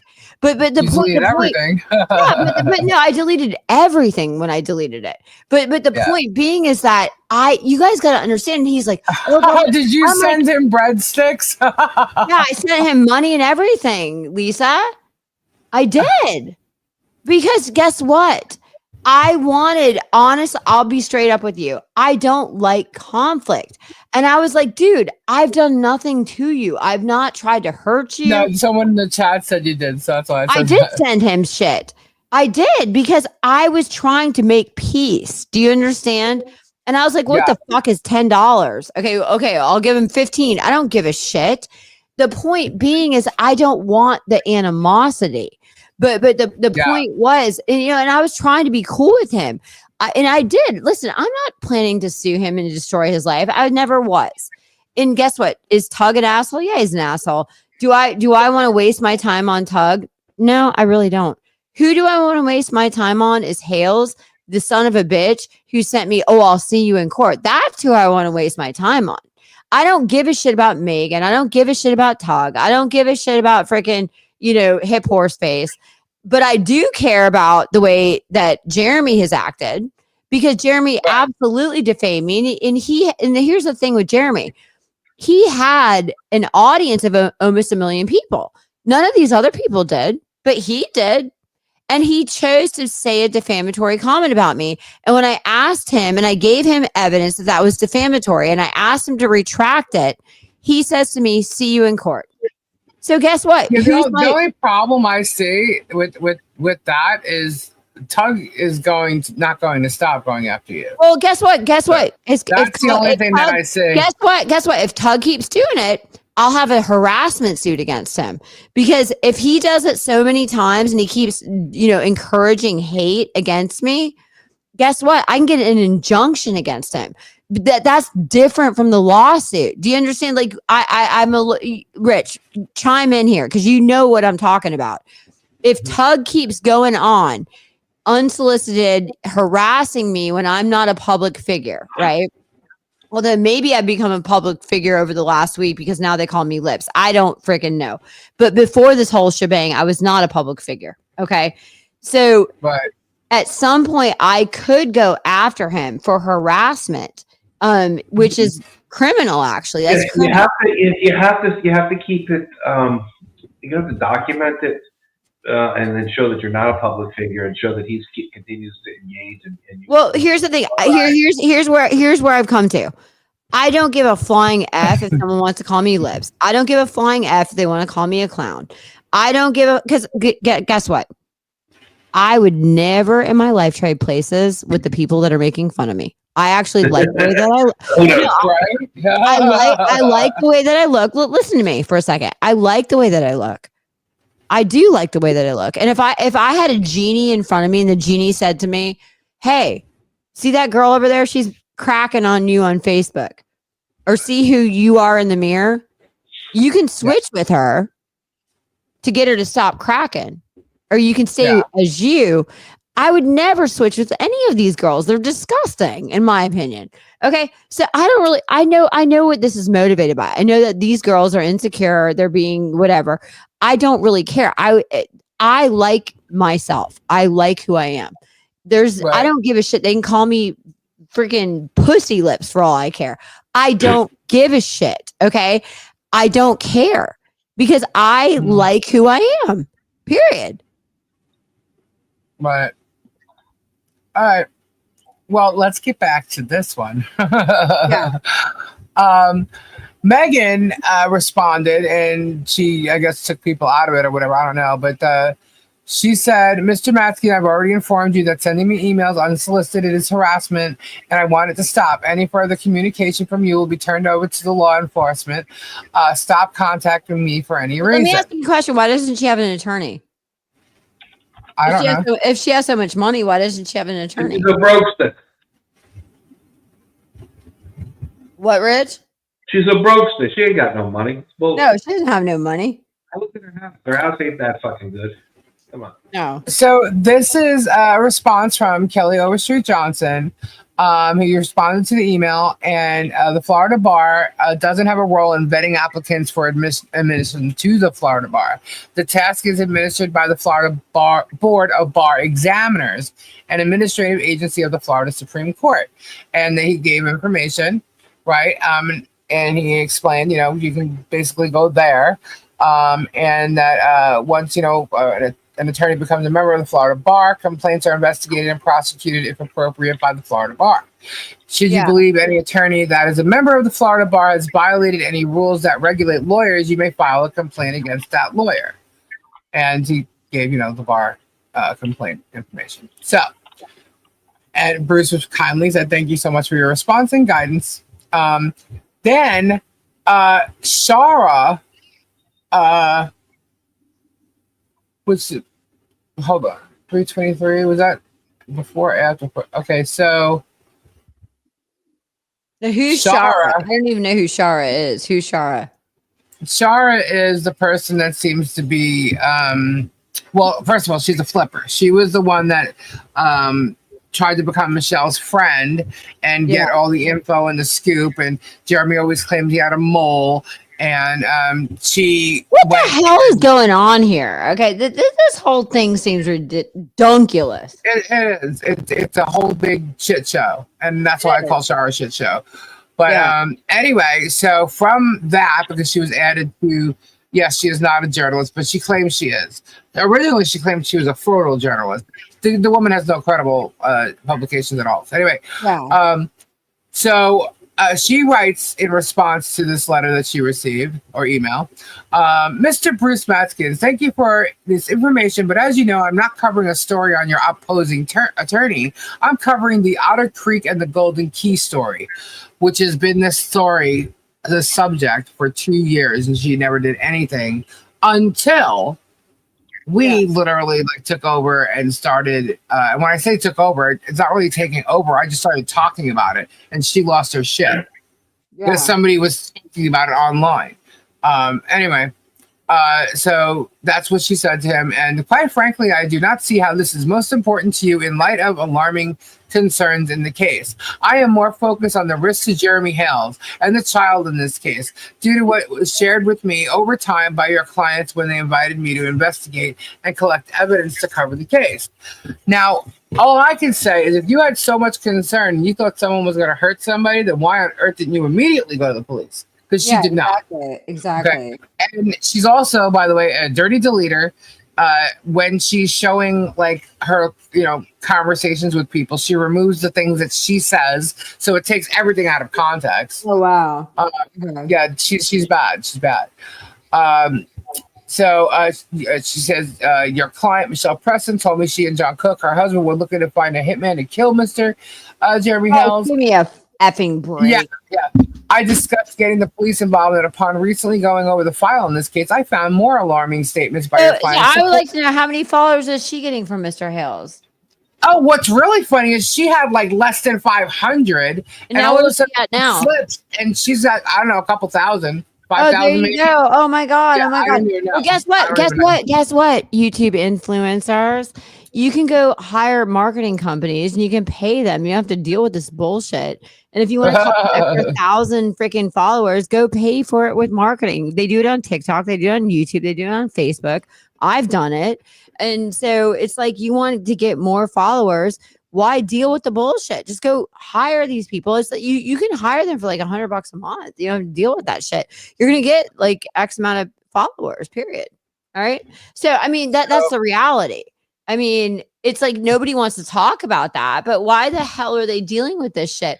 They're held hostage like prisoners over Hales's followers. Guess what? You should go over to Shara's police interview regarding supposed threats as a federal witness. It's so funny. Oh, God. Oh, but guess what? She's a federal witness. So now she can sit here and talk all she wants, but she's a federal witness, so you can't say nothing. Well, guess what I've decided to do? You ready for this? Free speech. What? You ready for this? I'm going to become a ho-dunk girl. Ready? Okay, no. Hear me out. I already ordered the cowboy hat. Hear me out. Hear me out. Hear me out. Okay, no. Listen, I'm gonna do an entire cowboy apparel line called Hodunk.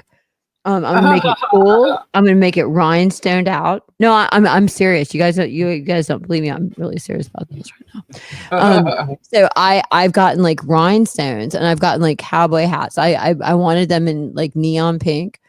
I wanted them in neon green. I want rhinestones and I want the freaking the hodunk sign, like the horseshoe. I want that neoned out with diamonds. I want to say hodunk. Okay. Being straight up with you guys. And I'm gonna look like Daisy Duke from Dukes of Hazzard. Remember Daisy Duke from Dukes of Hazzard?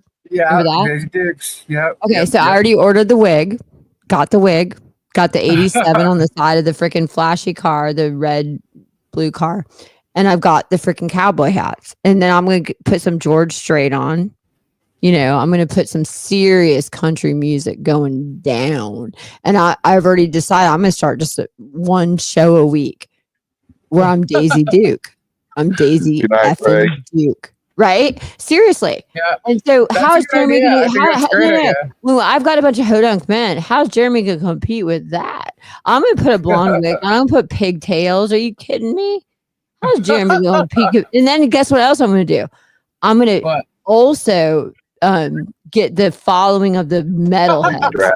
And I'm getting metal detectors and I'm getting like the AC/DC people, the Kiss people, the freaking you know what I'm talking about, like the freaking Metallica, all of those freaking rock and roll bands. And I'm taking a metal effing detector and I'm going to start scouting Florida with a metal detector. And I'm going to be doing the freaking rock and roll signs on my hands with Kiss painted on my face. And I'm going to take that goddamn metal detector and I'm going to find treasure in the sand. Nice. Awesome. What do you guys think about that? I mean, granted, I'm gonna obviously like set it up. Rich, what did you say, Rich? I think it's great. I'm turning into a pumpkin though. I go to bed early and I get up early. All righty. I was going to finish this email off. Thanks so much, Rich, for coming on. No problem. Yes, Rich. I love you, Rich. Rich, do you like the metal detector wars? What do you think? Metal detector wars. I take metal detectors and I find treasures in the sand. That would be awesome. Good night, William. Good night, guys. Where I'm dressed like Daisy Duke. I think that's a great idea. What? You're like, I think that's a great idea. I'm like, I think it's a great idea. Have fun with it, man. I think it's. Lisa, are you joking? This is a joke. Like, no. Because Lisa, could you imagine if you and me start like a show called Metal? Oh, honey, I ain't putting on no Daisy Dukes. You can get that right out of your. Girl, listen. I'm sorry. No. But I'm definitely. Look. Chunk-a-ho, it doesn't happen here, and it's not going to happen with that and Daisy Dukes. Sorry. Now, I do know someone who might put some Daisy Dukes on. Okay, what if we do Dukes? Okay, here's the deal. Here's the Robbie. I think this is what we should do. You ready? We started a new YouTube channel. You ready? We get Daisy Dukes going, Dukes of Hazzard, metal detectors, and we call it Metal Wars. And then we start the whole thing out with AC/DC, Kiss. And everyone's like, and then all of a sudden we're like we got one girl that's in Daisy Dukes with a big old boob job. We've got all of us walking up like we're in Kiss. That's it. I'm wearing Daisy Dukes. Yeah, yes. Robbie's in. And then all of a sudden we take the metal detector and it goes out of control where we can't even hold it because it's so out of control. We're like it's a freaking machete, like it's a freaking like gun. And all of a sudden we pull. We listen to this. We start digging into the sand. We're like, what the hell is under there? And we pull up a Rolex. What do you think of that? What do you think of that? Guys, you really do brilliant ideas like for videos and stuff. God. Could you imagine? Anyway, let me just get back to this so I can finish this. So anyway, she basically said that she came to him multiple times, sometimes in tears with her concerns for the child, and ultimately left her part of the story. He agreed that he too had concerns, but told her to place it aside and ignore it. Okay. And she says she's sorry she can't do that. May I ask how you can? And it never ceases to amaze me that Shara always comes back with a question. You know what I mean? So in response to Shara, Bruce said, Ms. Wolves, I included you with other journalists on the email about the story of shocking suspicious admission to the Florida bar, but I did not write you to separately or invite you to write me. I find your email threatening, harassing, and intended to intimidate me and interfere with my lawful activities and roles and full typographical and oh my God, Bruce, grammatical, I can't even say that word. Yeah. Errors. Grammatical errors. If you continue, I get so tongue twisted at night. Grammatical. I know. I'll be able to say it tomorrow. Right now, it won't come out right. Anyway, if you continue emailing me and causing me such horror, emotional distress, and brain fry, I will need to involve the FBI, CIA, local law enforcement in the states of New Jersey, West Virginia, and Wyoming, as well as the Bureau of Alcohol, Tobacco, and Firearms. I will also alert the local Elks Lodge in your area.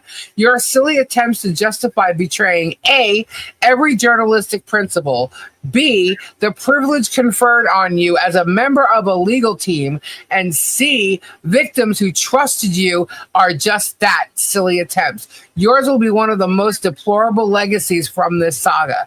Please have your counsel contact me to arrange for acceptance of service of process on your behalf. Good for Bruce. Nice, Bruce. Good Very for nice. Bruce. Good for Bruce. Yes, Awesome.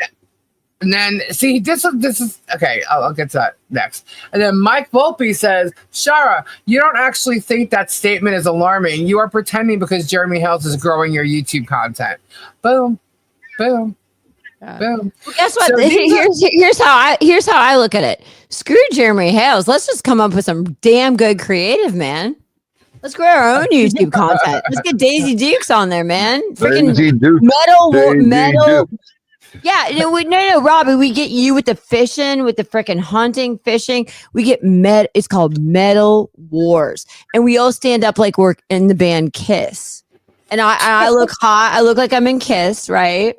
And I have this like, I push my boobs out like I'm like sexy and Kiss with the freaking mask on. And I'm like holding this metal thing like I can't control it. And all of a sudden it's like a machete gun, like, and all of a sudden everyone's like, whoa, what's under the sand? And then we all start digging and there's a goddamn Rolex watch. What do you guys think of that? I think that's content, man. See, I can say it now. I could not say it 5 minutes ago. Grammatical. I could not say it. I think that's content. I think I think we would blow Jeremy Hales out of the water. I'm in, Jared. Assless chaps. Aren't all chaps assless? We get like hot girls with big old boob jobs to dress like Kiss. I feel like I just stepped into the 1980s. Yeah, and we that's what we do.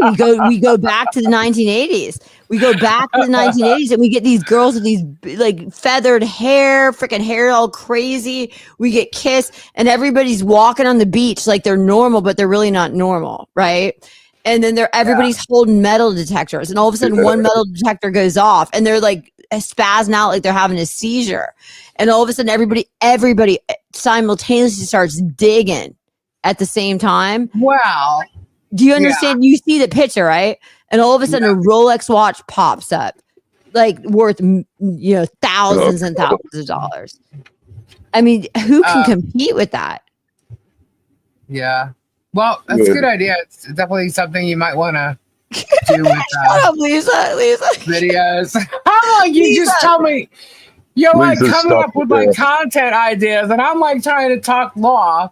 I know. Look, I'm trying to bring happening here. Okay, let's try to talk law. Okay, I'm sorry. I just want to bring just a little bit of humor. That's all, just a little bit of humor. All right. Well, anyway, so Bruce had his own questions. In regards to Shaka, and he emailed them to Shaka, and here's a couple of them. Okay. I printed this out, so I don't have it pulled up where I can actually show you, but I'll read them. One, why lie about being Jewish other than pure nature? This is a big one. And he actually, maybe I should have pulled it up because there's a link to hislife.com, Randy Shockett. I guess. Wait, I want to know about that for a second. What is his life for Randy Shockett? Is about him like getting his bar mitzvah and stuff? I have no idea. I did not click the link. It's obviously a Jewish thing. It's a Jewish thing, right? Yeah, he says, why lie about being Jewish other than pure nature? This is a big one. So I will pull up the link in a second. I'm just gonna read these questions off. Yeah. So then he says, what crime did you plead to for the dentist fraud? Do you recommend removing a wisdom tooth at my age? Did you disclose on your Florida bar application the information that you omitted from your Arkansas bar application? Did the Florida bar have a copy of the Arkansas Supreme Court decision upholding your rejection?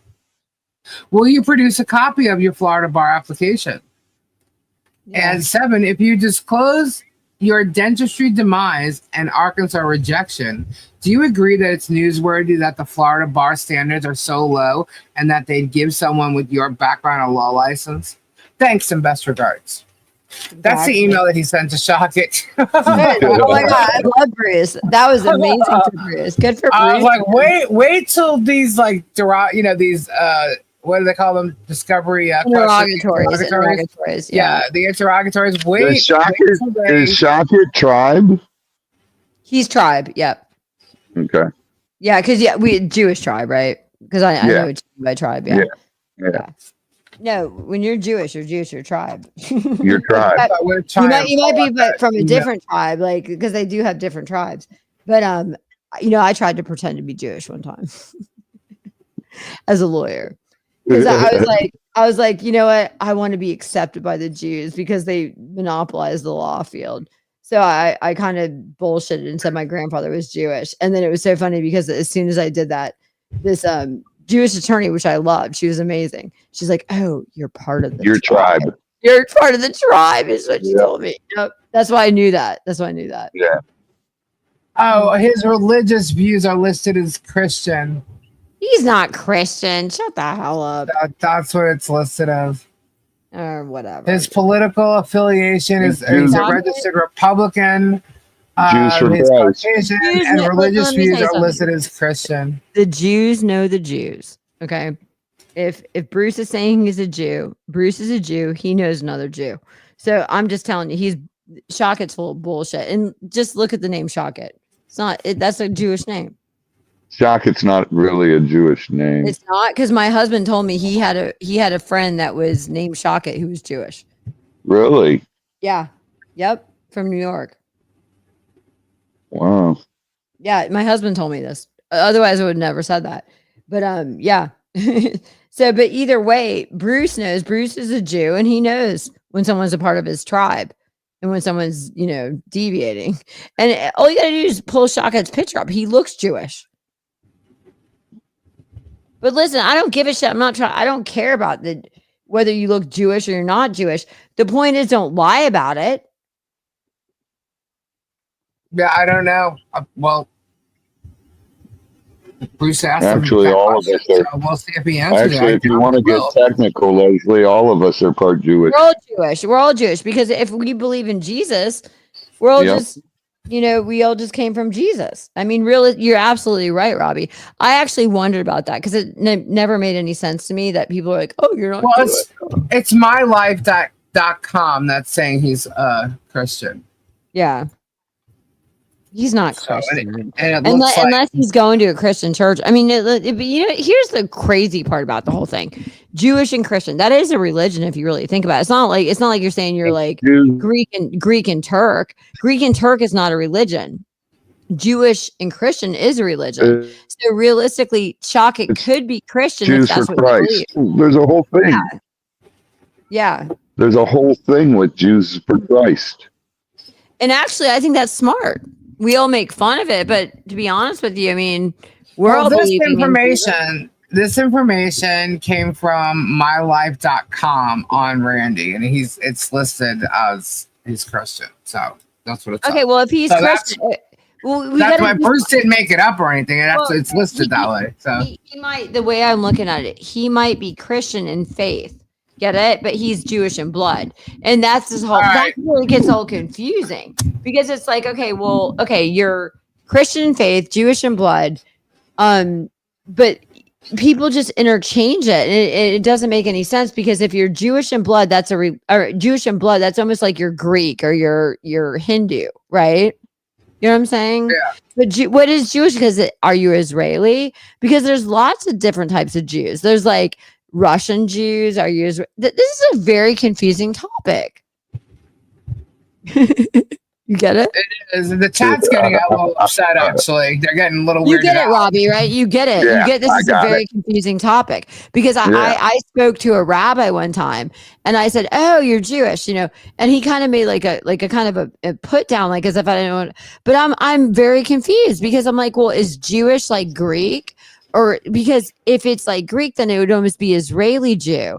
But why? Okay, for instance, Israeli Jew, Russian Jew, Cuban Jew. Why Jew? Do you understand? Because Jew to me says religion. It doesn't say By the Cuban. way, did you see the song that I posted No. tonight? You didn't see it? You got to watch this. Okay.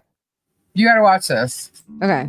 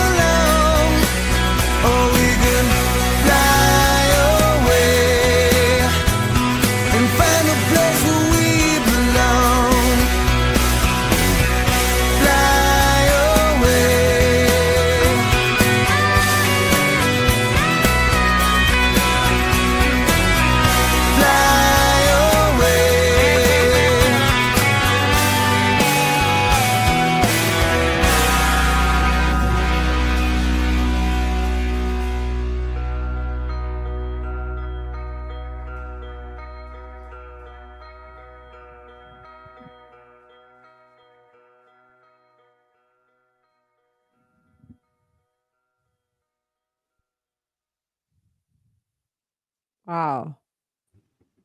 Cool, Lisa, right?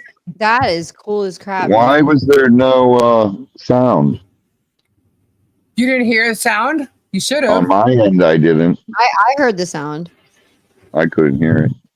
Yeah, I heard the sound. That was really cool. Check out the screen now. Oh my Oh, god, God. Can I tell you a funny story? You guys are gonna laugh. Okay. Like a year ago.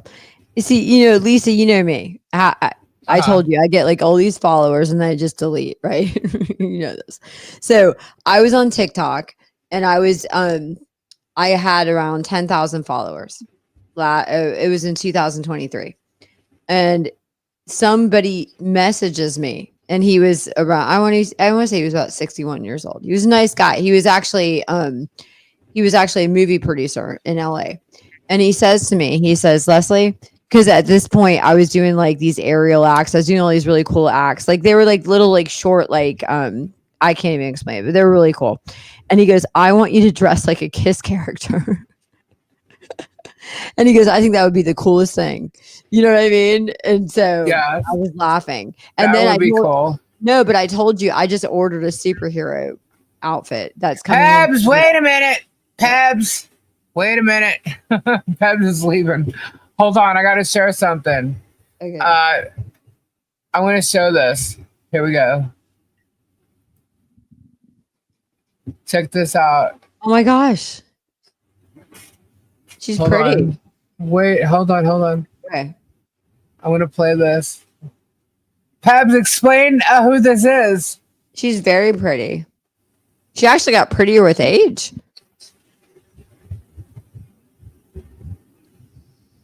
Here. Can you see on the screen?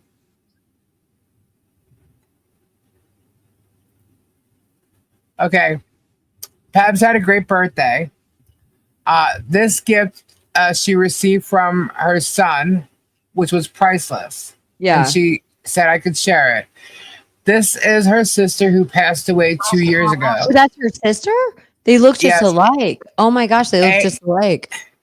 No, I believe it's her. Hang on, just watch. Okay. AI can sometimes do great things, so I wanted to share this for Pebs. So let me play it. It's short. It's really cool. Oh my gosh.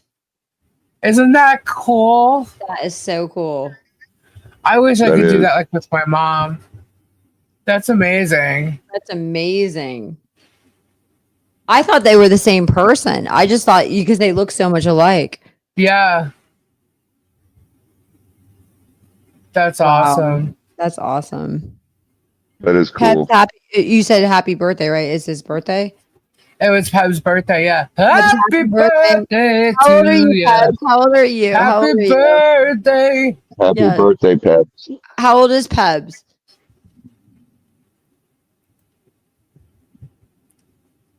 That's so cool.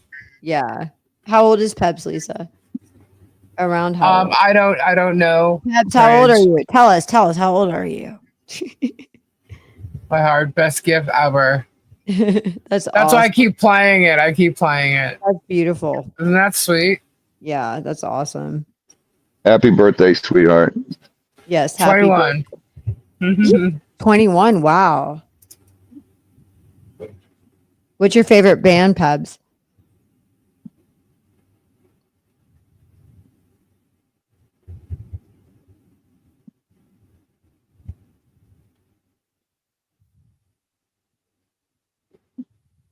$62. Damn it, Leslie. Wait. No. I guess because you made her tell. I don't know. Oh no. I just wanted to know what his favorite band was. Because can I tell you my favorite band?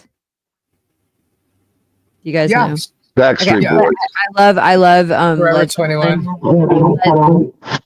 Led Zeppelin. Her Pink- favorite band's Led Zeppelin too. Yeah, me too. I love Led Zeppelin, Pink Floyd. I actually like Bon Jovi a lot, by the way. Guns N' Roses. Happy birthday to you. Happy birthday. Yeah. You know who I like, which is not in my generation at all. You ready for this? Simon and Garfunkel. And that's like a very old band. That's my parents' generation. It's my generation. Is it? I love Scarborough Affair. That's my favorite song in the world. Like I would listen. You know how many times I listen to the Scarborough Affair in a given month? It's like one of my favorite songs. The Doors. I like the Doors. Robbie likes the Backdoor Boys. Wait, the Backdoor Boys? You like the Dude sells trying to be funny here. Do you like You this know what song, I think Robbie? I'm going to do? Yeah. I'm thinking. By the way, did anybody get their giveaways in the mail? Because a lot of people told me they got them today. Oh, Lisa. No, not yet. Okay. I won't say anything. Not It's a surprise. yet. Yeah. Let's see. This will say happy birthday. The Beatles and the Mamas and the Papas. Beatles is one of my favorite all-time bands. I love the beat. Yesterday, it was on. Oh my god! Yesterday. Oh my god! Hey Jude, don't make make a sad song and make it better. Oh my god! I love the Beatles. Yes. I also want to give a update on Harley. Harley had an ear infection, and she's been given antibiotics. And they're still just trying to keep the fever down. So, but she was released from the hospital on antibiotics and stuff. And hopefully it'll all work itself out. So that's what's going on today. So I did want to talk about a bunch of other stuff, but I guess I'll just wait for that till tomorrow or whatever. Robbie.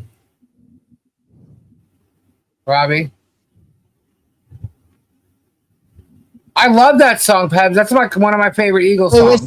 What song? I was playing the Beatles. I can't tell you why. Eagles. Oh, I love the Eagles. I love Journey too. How about Journey, guys? Journey? A little bit of Journey there? Journey. Robbie, you there? Yeah, I'm here. Oh, okay. Well, I didn't hear you. You weren't answering me. I couldn't hear you. What did you say? I was going to bring up the fact that what was it? We're in 2025, right? So it was. Oh my God! It was more than 30 years ago. Like 38 years ago, somebody stole one of a really expensive guitar of CC's. Oh, the whole Adam thing. I told you guys when that video. Everybody was telling me this video came out, so I went and watched it. And there were so many lies in this video. It's the time frames didn't even match up in there. And then how he forgets to talk about how he was the one who stole a guitar from CC. And he blamed me for the Jeep going down the hill, as he said. Mm-hmm. Guys, I said it before. Didn't go down no hill. The Jeep went 30, 50 feet at max, hit our divider wall between our house and Burt Reynolds' house. So, no, the Jeep did not roll down the hill. That's a complete lie. And was I the one driving it? It's already gone over it. No. Hey, can I sometime I just you guys got me on this music kick. You know who one of my favorite groups is? Fleetwood Mac. Fleetwood Mac's a great band. Guess what? I can sing like Fleetwood Mac, girl. Can I sing one time for your audience? One freaking time, landslide. I'm sorry. You guys got me on this. When I was younger, I had a huge crush on CC. My friend Laura did too. Yeah. But wait a minute, Lisa, one other thing I wanted to point out. Do you honestly think if that happened, CC and I would still be best friends to this day? No, of course not. Well, hold on. If something like that happened, yes, you would. If I let his Jeep wreck all these houses and hit all these houses, I would have been up so much shit creek. But you didn't do it on purpose. But I never even did it. I never even did it. You wouldn't have done it on purpose. So what is? It's a joke. I don't get it. I don't get why people have to lie about. That's so cool, stuff. Oh my gosh. That is awesome. That's beautiful. I'm so happy for you that you got to see that. Oh yeah, AI is great. I like AI. Lisa, you've got to let me sing like one verse from Fleetwood Mac. Oh my god, you guys got me. I'm totally zoning out with Fleetwood Mac right now. Well, hold on. So CC, no, I really am. I'm not CC. joking. Sorry. CC. So 3 or 4 months ago, only found out that Adam stole that guitar all those years ago. Well, we're talking like 37, 38 years ago. He only got it back, what, 4 or 5 months ago? Adam did because he felt guilty. Yeah. Yeah. It might have been 6 months ago. It might have been 6 months ago. That's crazy. I can't believe that this guy has come forward and tried to like say all this stuff about. He's trying to make himself relevant, just like the person who tried to post that video last night, making themselves relevant in any of this saga that's going on. She is absolutely irrelevant. And you want to play games? I'll play games. Y'all see that thumbnail I started with this one? It's different now, but there's a chunk there, and it ain't kind of coming from this one. Okay.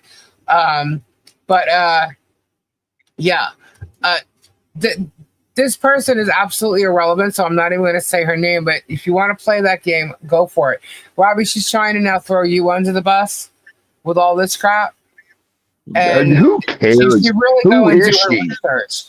Lisa. She's nobody. That's what I'm saying. Yes. She's a drug addict. Nobody. Oh, you got to do a karaoke night with everybody to like all these cool freaking bands. How fun would that be? Like do a Zoom karaoke.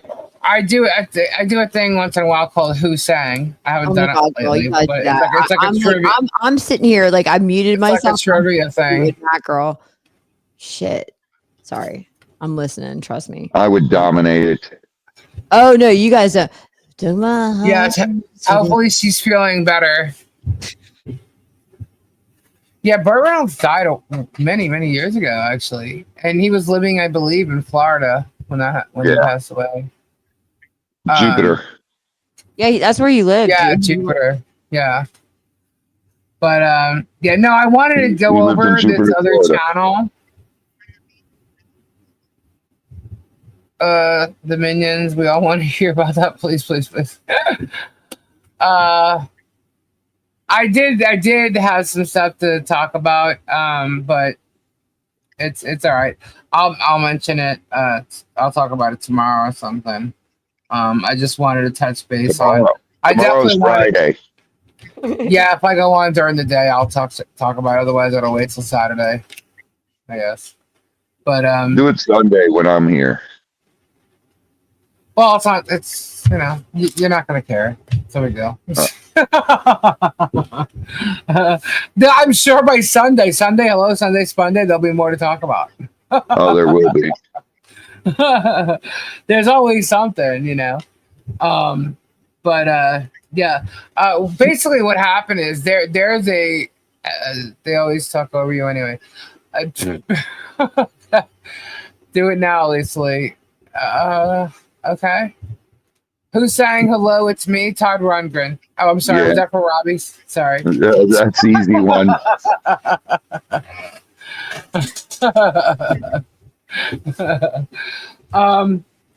Anyway, yeah, it's just you will not come on tomorrow, Lisa. You'll be sleeping. No, actually, I probably won't be sleeping because I've been up.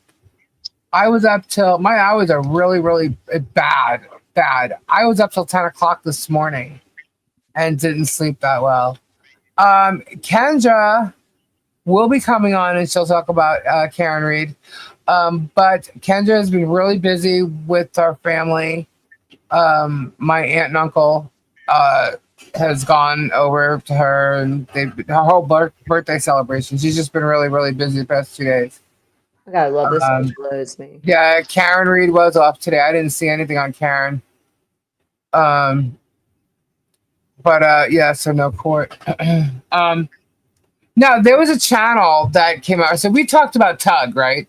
And we showed all his past and the stuff that he has done and how he really tries to convince people of a specific narrative, and mostly it's always against someone. right? Can I tell you, Lisa? I don't really like the personality. I don't like the personality of Hip Horseface, because I tried to be real with him, and I just didn't like his personality as much. I mean, listen, I was a person of my word, and I did what I did, and I didn't really see like pursuing him, but he wasn't a very warm and like real No, person. I understand from a legal standpoint why you did what you did, but they're not going to stop. As a matter of fact, they're probably going to go. If they keep going, then I'm just going to refile it, because if they're going to defame me again, absolutely, I'll refile. It's not worth it, though. It's not worth it. No, I have to be smart with who I'm suing right now. You know what I mean? Because I got to go full force into the right people. You got to cut the snake's head off. Yep. Exactly. Okay, so anyway, he apparently, so we brought up a lot of stuff that we found out from his past and how he used to, like, hurt people by bullying them and harassing them and all this stuff, and how he was part of a Comic Gate, like they call it Comic Gate. And what happened was I came across a video, and I do not know the people in this group at all.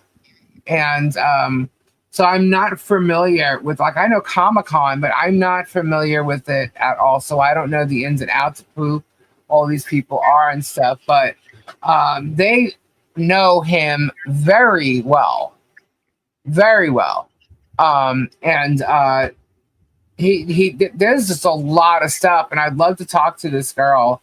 But I mean, I had some of the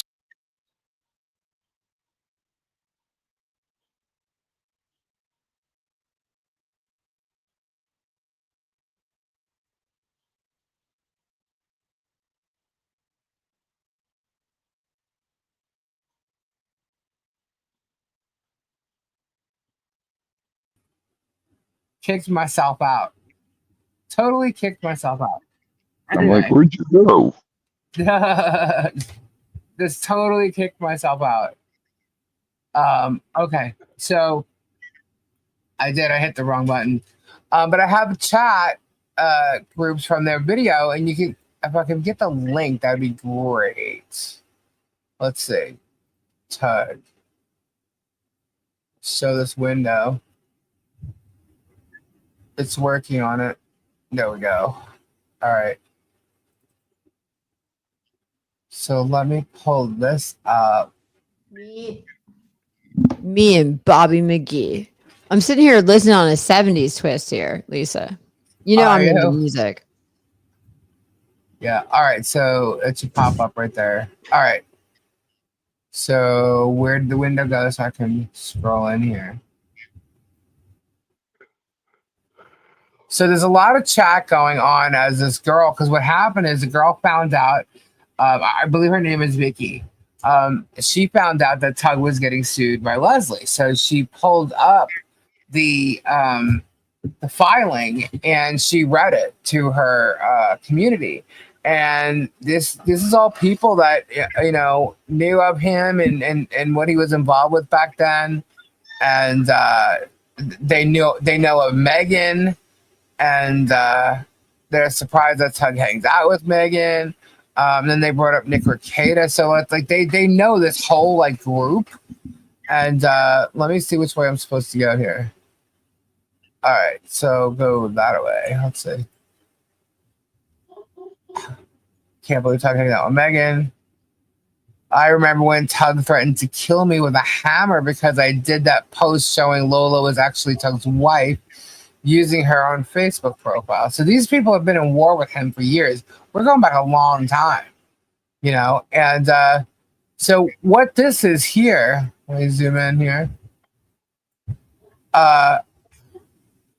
She was posting some things in regards to what Tug has said before. And she looked him up. He has absolutely no license at all to be any type of therapist or to give any type of medical advice or diagnosis. Okay, so that's what this was. And I want you to go over there if you want. It's called DNV Investigates is the name of the channel. I'll get you the link. But this was from her video. I want to say at this point, it's probably like 4 days ago. We Were Fried is awesome. You did?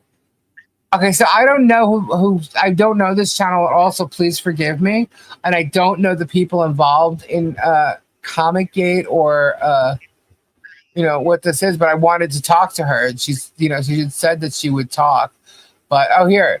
So Tug has said he's diagnosed thousands of people and PTSD doesn't seem to be one of their many issues.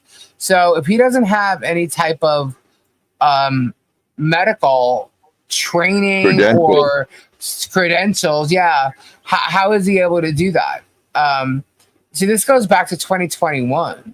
As a mental health professional, I'm disgusted by what Amber Heard, his so-called expert, did today.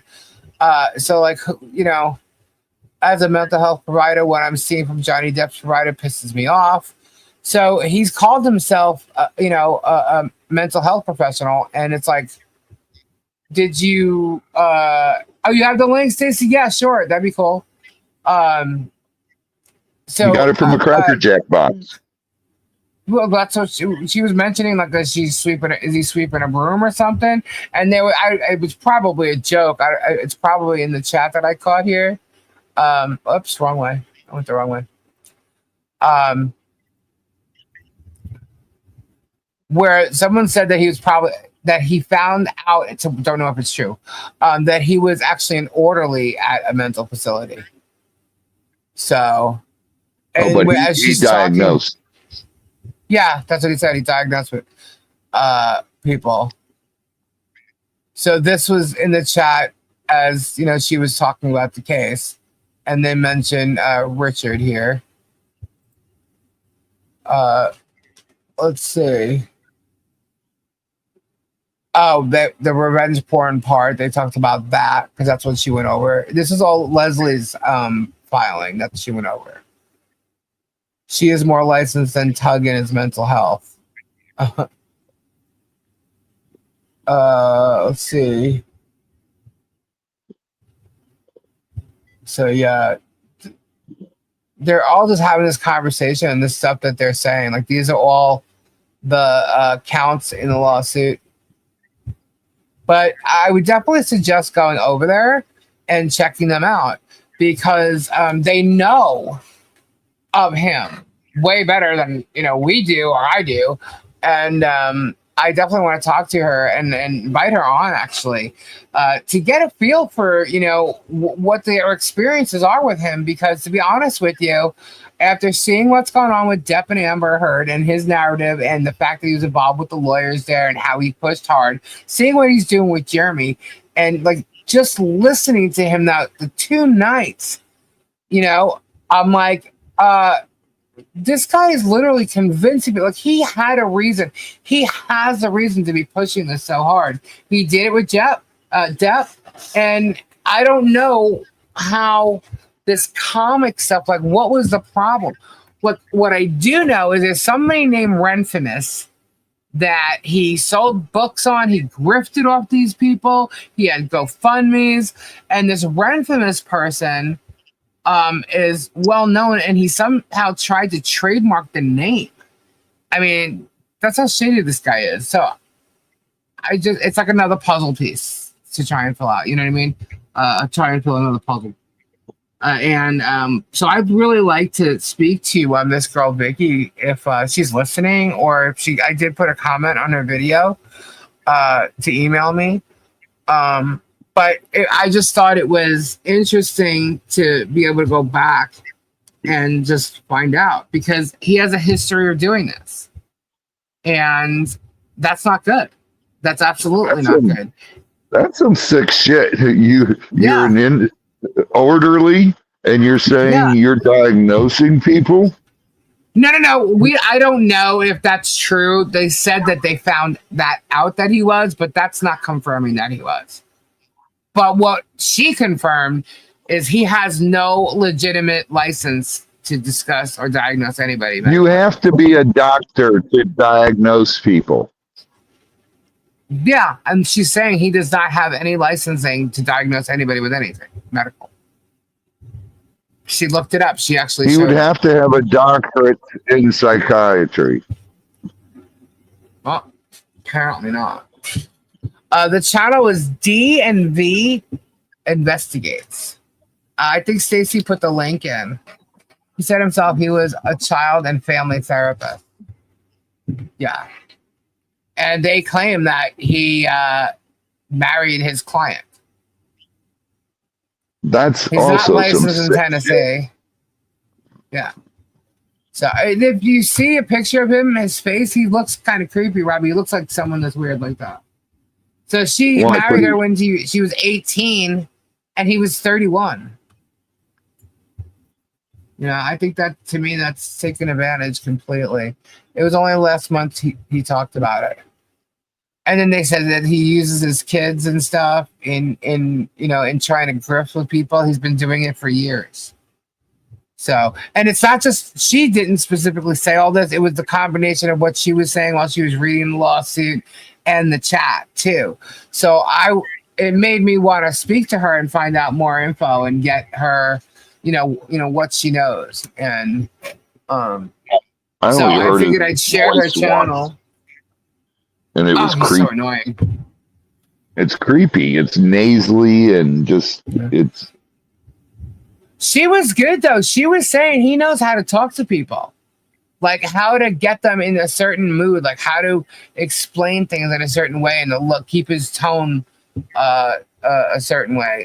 And she, I mean, I could totally see it, and I'm like, wow, I should interview the Lola. Is it the Lola chick, his ex-wife? He knows he uses creep vibes. That's why he hides his face. Oh, really? Is that? I thought it was because he was trying to claim he was some type of medical professional and didn't want anybody to know what he looked like. That's what I thought. But that would have been just my opinion. But Lisa, yeah. can I share a video?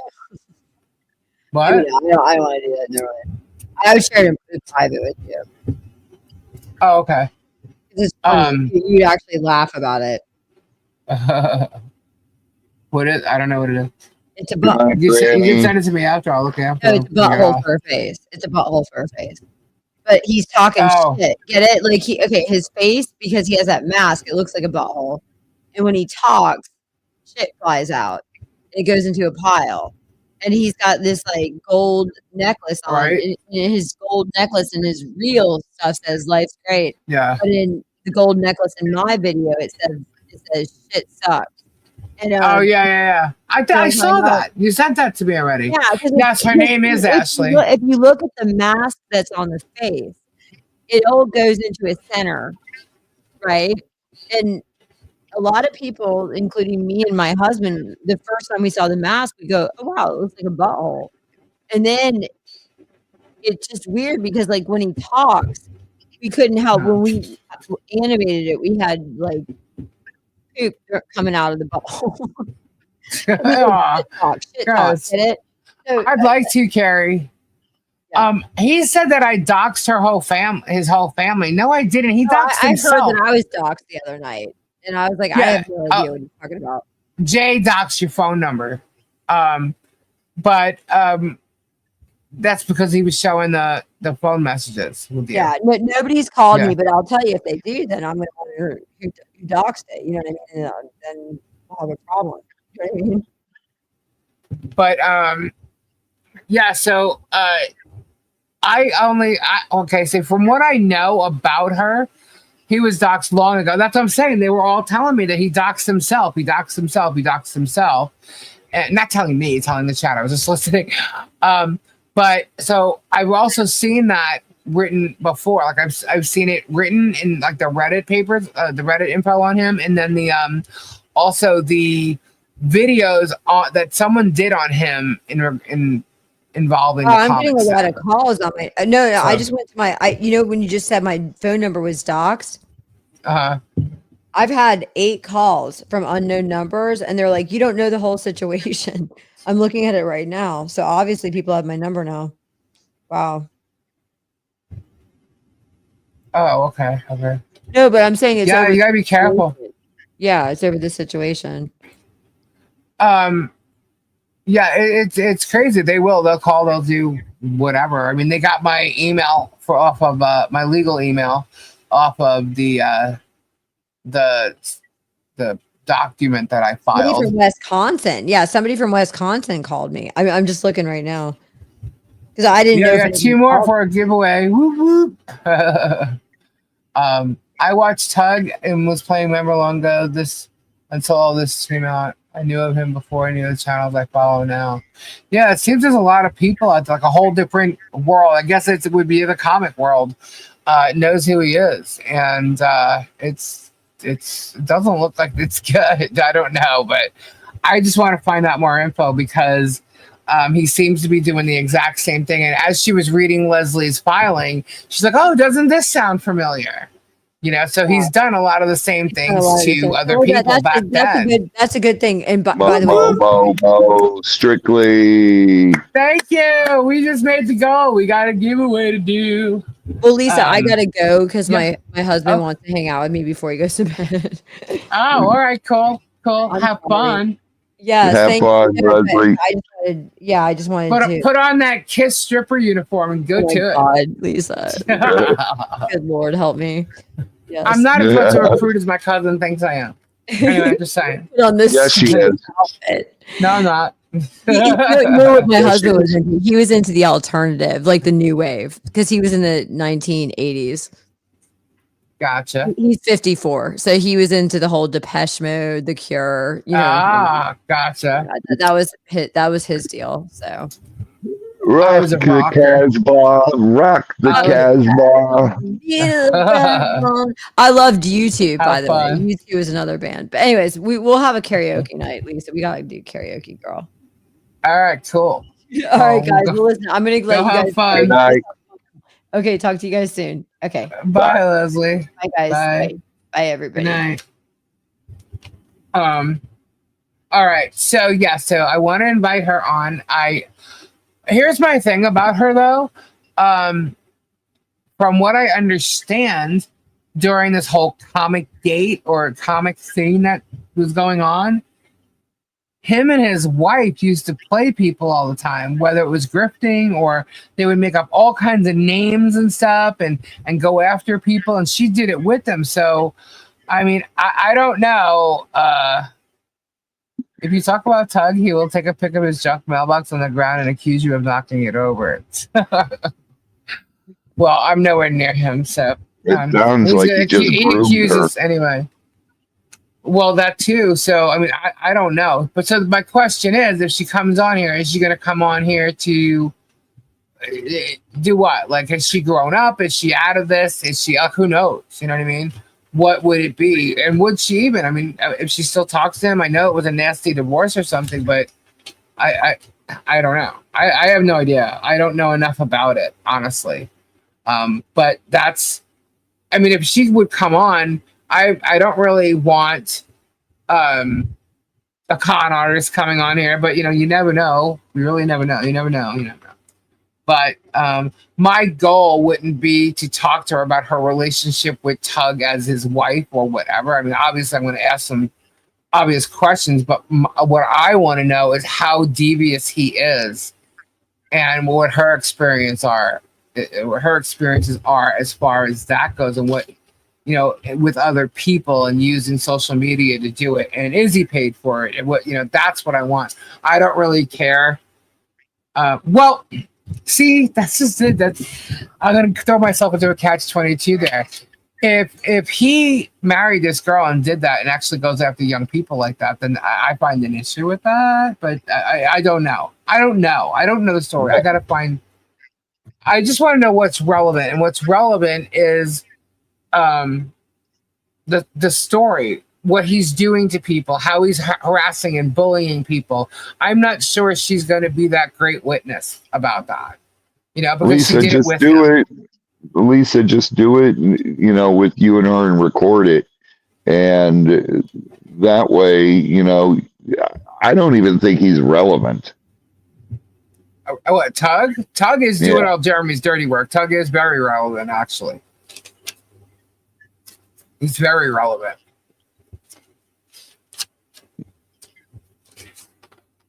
Him and Megan. I don't know. The rest of them are all little, minions and whatnot. Do you know that J Hip is literally like profiting off of copying our content? Like he sits there and tells his chat, if I get this many likes or this many super chats, I'll do a Fleesa rendition or whatever and go over like the night before. I'm like, really? So you're using my channel to make money off your channel and create content for yourself. Like literally, it's, I mean, I guess they could say the same about me when it comes to Germ. I'm just going after his lies and his bullshit and the shit with, them. I try not to pay attention to all these other idiots unless I get freaking, screenshots and links to all there. Because I tried to really stay away from Megan and Tonic. I just said they're begging Megan and whatever, but I never really went hardcore on discussing them until I found out what Tug did with Depp. And how he jumped and went after Leslie so hard because it was obvious, Yep, and your guess and her growing channel is giving him breadsticks. Yeah, well, I guess they're all going to do it, to some extent. But at least I try to come to you guys with the truth. And Hip is one of the worst attacking Leslie. I know Hip is doing it, and they're all doing it. All of them are doing it, and. I don't know why she thought I'd be mad. I'm not going to get mad at someone. That's your decision. You can do whatever. It's it's affecting her, and however she wants to handle it is fine. I'm not going to let these people get away. The main person here is Jeremy, Lisa J Hip and Megan are fighting. I think no, that was to make you think that. They're playing a game. It's to make you think that. Megan was also in his chat. Jeremy was there. Tug was there. They were all there. Yeah. I'm not that. No. I watched it. Not while it was live. I went back and recorded it. Because for documentation purposes. But what I don't like, I can tell you that, is Jeremy wants this channel gone, my channel. Yeah, well, he's gonna try. But I have free speech, and I can do what I want, and I'm not defaming anybody. What happened? Wait, dude sells. Judge threatened to kick him. Kick who out of court? Wait a minute. What? Diddy's trial got interesting. Judge threatened to kick him out of court.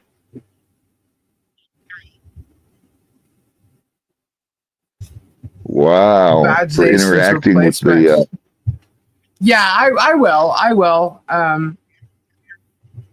If in fact, sorry, I got the hiccups again. Yeah, this is all about what's going on in the federal cases.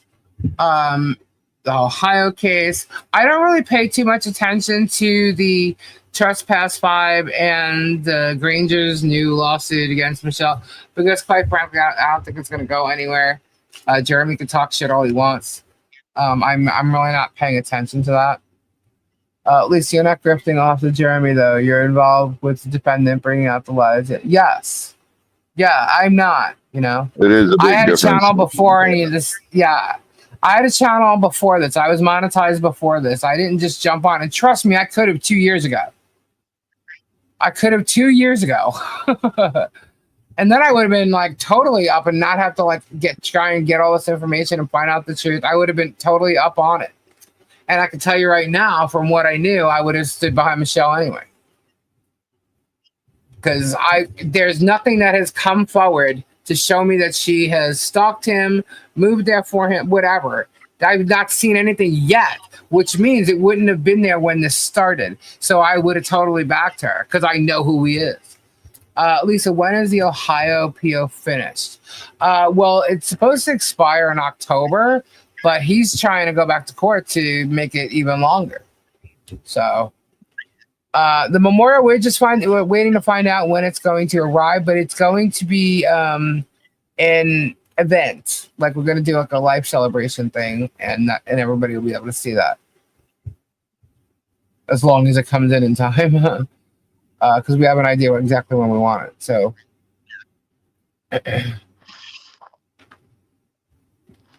we know, but they need a lawyer for. Yes, we still need a lawyer for the Ohio case. I just want to thank you for your continued help with the family and informing all of us. We all come here to hear you and appreciate you very much. Yours kind. Thank you so much, Carrie. Thank you. Is there a lien on Michelle's property? No, there is not. No, there is not. That's a lie. Nope. Diana. Hello, dirty Diana. Hey, Diana.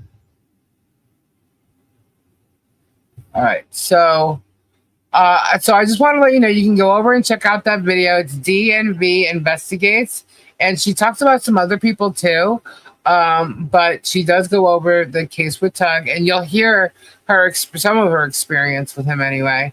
And I'd like to talk to her to find out more information because as I'm investigating everything here, when we find out that there's someone pushing his narrative and harassing everybody, he's part of that conspiracy on Jeremy's side.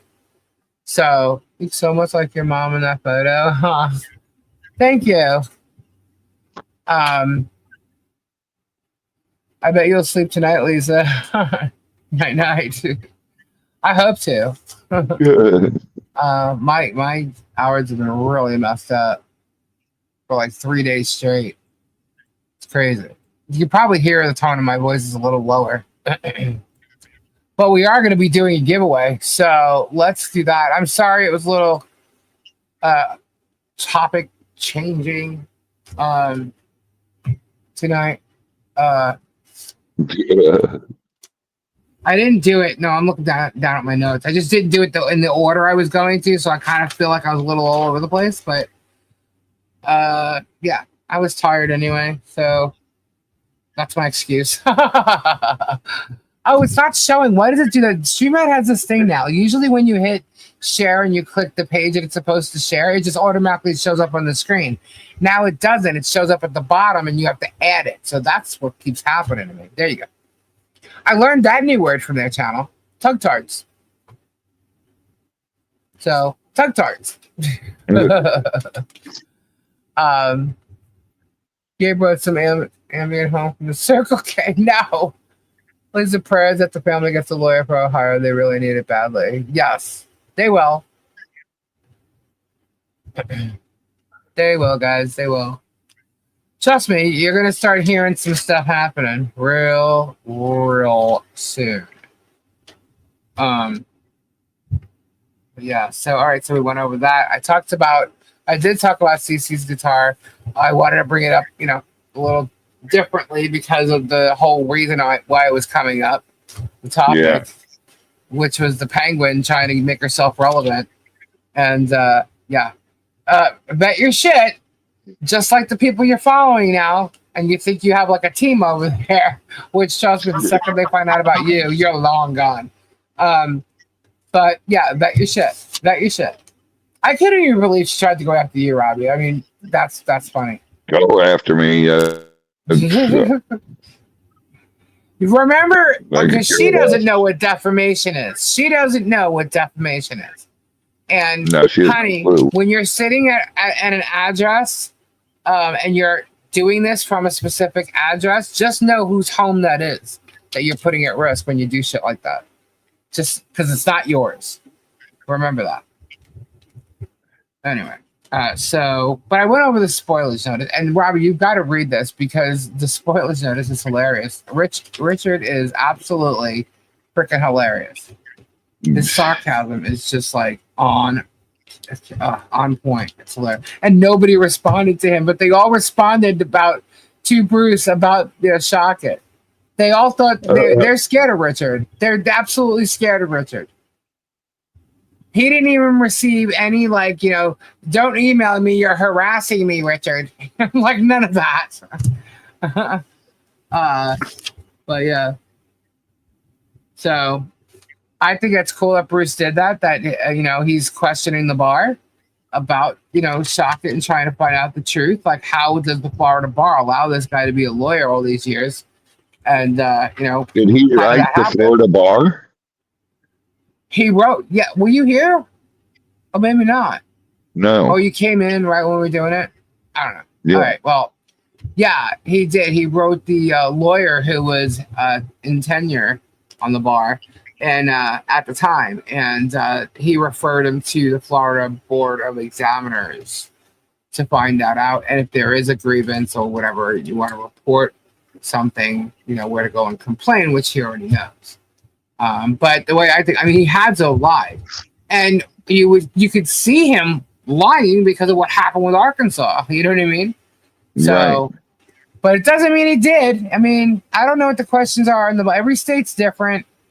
So you can't really accuse, but it looks like he would have. But maybe he didn't. Who knows? Got to find out. That's what we're trying to do. Get the information.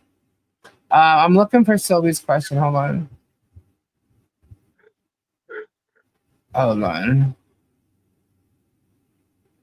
Sylvie. Where's Sylvie? I just see the tug tards. There. Prayers that the family gets a lawyer they really need badly. Sylvie, I don't see it. Can you retype it, please?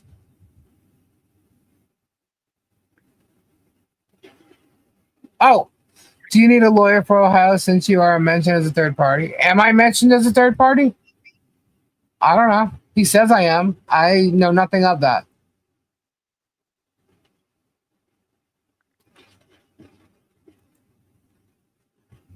I don't know.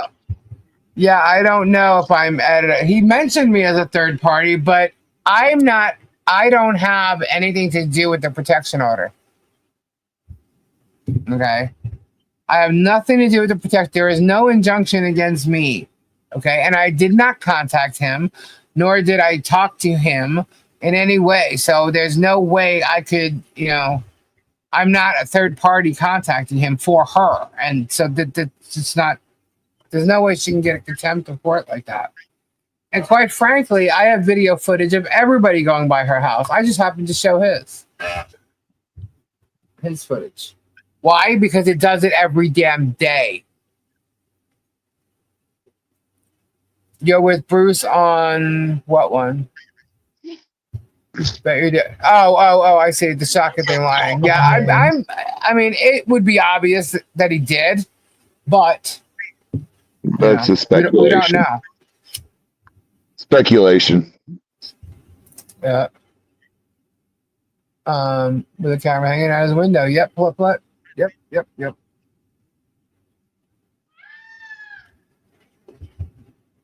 Connie, thank you for watching my video. And yes, Babs. Birds of a feather. Tell your son I said thank you.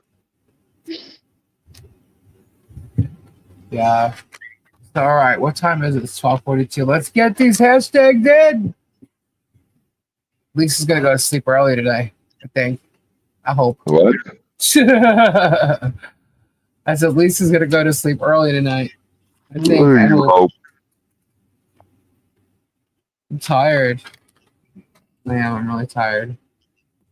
But it's definitely interesting that Shotgun has become a witness, and for various reasons in this case. So that needs to be brought up. 9 chins, sir. Robbie, do you have this for a moment while I go to the ladies' room? Sure. Talk to the chat, please.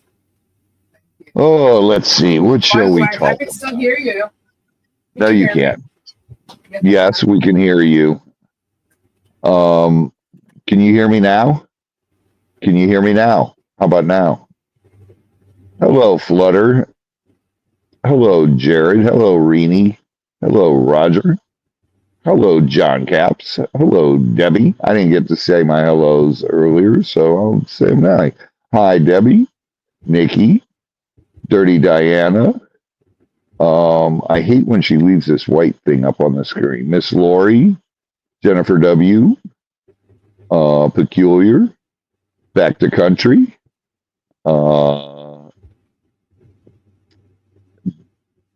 Dude Sells, Patty, Sandra, Bearded Fisherman. All right, all right, all right. Tammy, Joy. Hello, sir. Really? I got Viagra as a sponsor? That means as long as I don't have to take them, I'm good with that. Starbucks Junkie, Strictly Corrugated. Hello, honey. Hello, Silverheart. I got to get that from Tori, Silverheart. Todd, Kimberly Williams, Crimson, Doreen, Debbie, I already said. Shut up, Todd. What did he say? I missed it. It went by too fast. Hello, White Indo. Bonnie, hi, sweetheart. Ray, hello, how are you, sir? Kathleen. Wow. Interesting night, definitely. Canal. Hello. Hello. Christy. Hi, That's honey. cool, man. Can you hear me? Yeah, I heard every word you said. I know That's you cool. did. You got it on the thing. We could hear you going to the bathroom. Shell you Bell. couldn't. Yeah, we could. No, you couldn't. We could. We did. Did you hear me wash my hands too? Was that what that was? I thought that was you peeing. Robbie, you're such a liar. You did not hear me because I kept talking to you and you did not hear me. Oh, So, yeah, ha ha ha. damn. Trust me, I made sure you couldn't hear me. You But anyway, I got finally scared. put my socks on, You did guys. get So scared for a second. no, I didn't. Nope, I didn't go plop plop plop. Silverheart, I gotta wait till she puts in everything. And Oh, that's what? why for Tori to put in all the things. Oh, okay.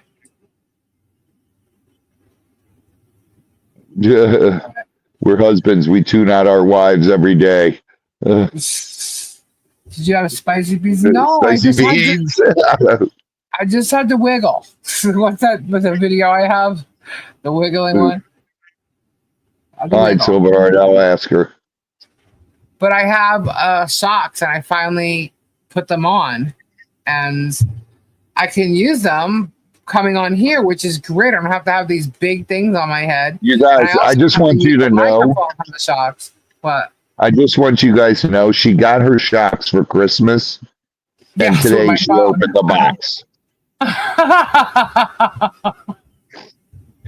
Today she opened the box. She's like, "How do I connect these?" I'm like, "Oh my god." Z, walk her through this. Honestly, Peculiar, I think she's not trying to be a bitch, and she's just trying to think rationally about the lawsuit. And I think he's saying certain things to her. She doesn't know Tug. She hasn't listened to what he's done. So wiggle just a little bit. When she does, she'll decide at that point. But I don't know why she thinks I'd be mad at her. Though I'm not mad at her. She's got to do what she's got to do. It's her life. She's just trying to think the best of people. Yeah, and there's nothing wrong with that. There's nothing wrong with that. I just don't think that guy. My opinion is he's not a good person. That's just my opinion. If he can do what he's doing, grift the way he's been grifting for at least 3 different scenarios. Jay doxed her after she super chat to him. Wow. Really? Yeah, see, and he said I was there. How would he know I was there? No, I wasn't, because I knew nothing of that. She told me about it right here live tonight. I knew nothing about it. I don't watch J-Hip. I really don't. I watched his show the other night because she was texting him and he told her to. Diana, your fam. I went back and recorded it. That's what I did. but I don't care about like the coops and all them. I could care less what they have to say. I don't care what any of them say, really. The defamation stuff I already have, you know, as far as them against me or my husband, like all that kind of stuff. I already have that. So if they keep doing more, that's fine. I'm going to get the links and I'll grab it. But I'm not going to watch their stuff. I did it for Leslie when they started attacking her because they were doing it hardcore constantly. So, and they're still going to.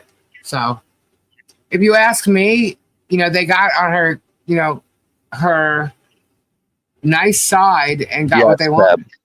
But I don't know. I mean, you heard what I heard tonight, so I don't know. She would have to tell me more about it, I guess. But yeah, they're all manipulators. So, but still, she's right. The main person is Jeremy. But what she doesn't know yet, because she hasn't seen it, she hasn't been in here to see it, they do all his dirty work. He doesn't have there's to the say three. shit. There's the three. Yeah. It's Jeremy, She doesn't realize Megan, that. and this tugtard. Mm-hmm. It's those three, really. The rest is just whatever. But the whole conspiracy thing is going to pull in. Rosalind Duke has now made herself a part of it because of the whole ecosystem shit. You know, so Rosalind Duke's going to end up being a big part of it, and so is J Hip. Veteran Nation is in there because he was there from the get-go. So there's quite a few channels that'll be there, but it's the top three are Megan, Tug, and obviously Jerm. So she removed Tug and Megan from the lawsuit. Yeah, that's what she said. But she can go after him for harassment. So it doesn't have to be that lawsuit. She could file a separate lawsuit against them.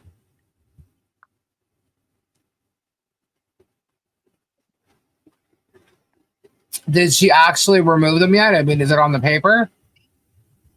Is it in the court system already? Mr. Fletch, Black Knives. Leslie dropped a lawsuit against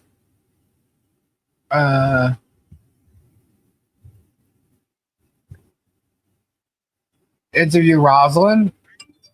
I don't know.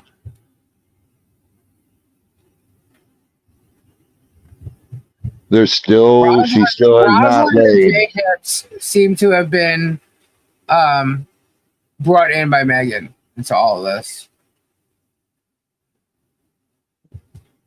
All right, how many we got? We got 99. It's going to be a long summer, Kyle, because once she lays the eggs, we got to dig them up, and then I got to incubate. And they don't hatch till August. She really wanted to sing Fleetwood Mac. She just did a short. I saw the removed Jay. It's in the court. All right, cool. Right on. So she did do it. Interview Squid. It would be beneficial. Why would it be beneficial, Pebs? I told them I'll interview all of them, but none of them will come on. Why would Jeremy not sue Volpe? I don't know, but he's threatening to do it now, so maybe he'll add him. I don't know. Guys, this case is so bizarre. It's really bizarre the way it's all coming down. I mean, it's crazy. And if you ask me, this could be Jeremy's plan, is to make everybody crazy.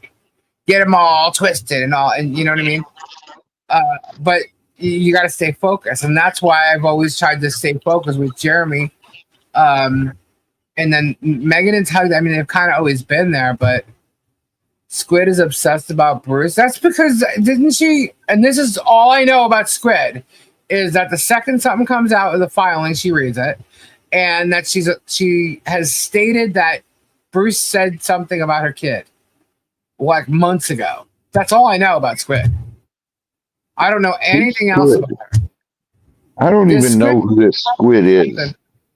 I don't know. She's a girl. Oh, and then I know that she pays attention to her chat more than her child or something like that. And I'm not just making that up. That was actually seen on her video. So, but I think somebody told her Bruce said something about her kid and they twisted it, or kind of like a quip that he would say. They read it, they took it wrong. So, but it's turned into something totally different now. Hey, Todd, what's going on? Get that hashtag in, guys. Aussie Let me go over the super chats. I know I missed some. Let me see. Pegs, woohoo! Pebs is a member for 10 months. Lori G, I loved it. I cried. Oh, isn't that a great video? Oh my god. Bruce laughed at a joke somebody else made about her kid. Oh, yeah. See, I knew it was something that wasn't what she thought. Starbucks junkie, thank you. Pebs is another $10. Hey, I heard Jerm say, well, oh, I read that earlier. Okay. Thank you. Because I sent you an email earlier. It shows a gift. Yes. Thank you, Pebs. We did show that. Kyle, for Robbie to put on some Daisy Dukes. Thank you, Kyle. Yes, Robbie. I'm making sure. Because I actually left the other night. I don't think I read them. Because when everybody's on, it's hard for me to read when everybody's talking. And I'm trying not to cut everybody off, too. So, I just want to make sure, and I didn't recall reading them back the other night, and I felt really bad. Babs, thank you so much. Raw Dog and Daisy Dukes, come on, chat, lighten up tonight. Starbucks Junkie, 2 more for the goal. MoMagic, 1 more. Oh, cool. Everybody did for the goal. Thank you guys so much. Thank you. It's strictly sent to $9.99. Thank you guys so much. You guys are awesome. You guys rock. I hope everybody's safe during all this crap, man. I'm serious. Well, I'm a very good listener. She did what Tug does. Took a moment that Bruce... Whoops. I lost it. Hang on. Took a moment that Bruce laughed when she got trolled by some rando and cried her kid was under attack. Okay. Well... Yeah, Bruce wouldn't do that. So that's why I was kind of like, this is bullshit. Just like all Bruce said was a quip about an ecosystem. And that was it. It probably reminded Tug about the ecosystem that he was a part of. And that's why they ran and jumped with it. Yeah. So, and it also like Shara. It's kind of like, you know what? You're going to try and bring up, like, you brought up in a Depo about someone trying to kill Germ or a hitman on Germ. And it's like, first off, you need money for hitmen. Okay. And I don't think that would be necessary at all. The only thing Michelle ever wanted was to leave her alone. Just stop. Leave her alone. Hello, Kimberly Chess. Whatever happened to the banners? It's been a while. The banners are going up at the property. They need to have the eye hooks. What are they called? Eyelets. Eyelets. Yeah. Tori was going to do it, but when we tried to do it at Christmas time, the machine that does it, it got caught in the machine. So she didn't want to ruin any of the banners. So we had to find another way to do it. And at that time, we decided to put them up on the inside, not the outside.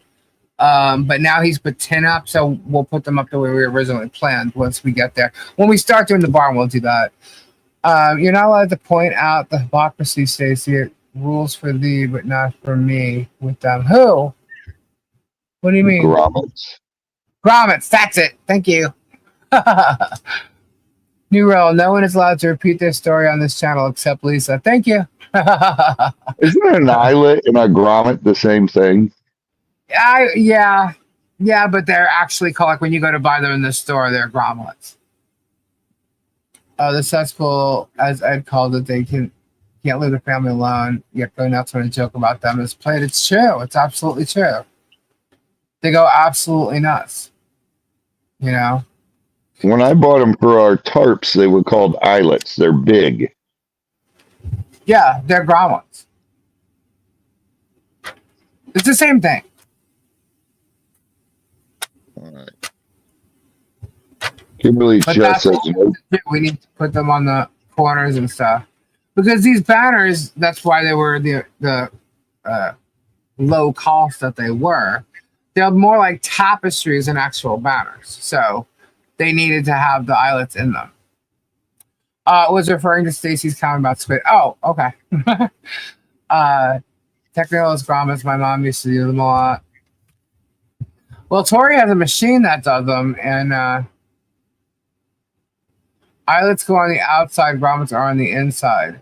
Well, these are grommets. What? Eyelets go on the outside, and grommets go on the inside. I'm lost now.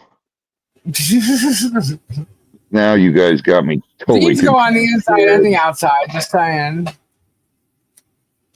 But we got a lot. I don't know, somebody's panties are in a bunch and it ain't mine. Who's mad? This will have no end. Reality is there's no end. Too many skeletons so irrelevant are the new actors losing focus. It's not important. Other people will talk about the case for a minute, then go up on something else from way out there. Yes. I agree. I try to stick to the case every day with what is happening every day, and trust me, there's a lot. And there's a lot going on, and I am not even watching Jerves' videos. Which is such a blessing. Such a blessing. But you know what I did notice he did today? You know how you said that he would change the thumbnail because he wasn't getting enough views? Yeah. He did that today. He does that.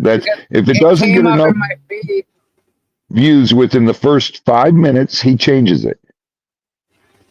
Yeah, well, I don't know if it was that soon, but he definitely does that because it had like a picture of him that says I died or something like that, and it had like a tombstone and a coffin, and then it turned to an image of him like we found gold or something like that.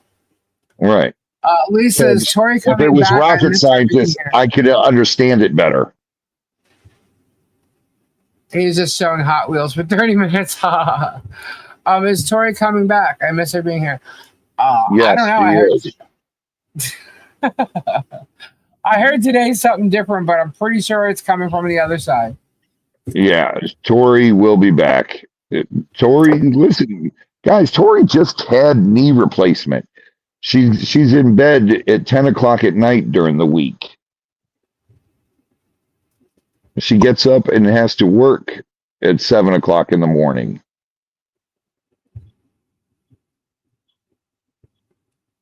So eyelets are one piece and grommets are two pieces. We're going to watch it. Yes, Christine, that is absolutely true. All right. All right, what? Eyelets are one piece. Oh, that's right. They bend over. And grommets are two pieces.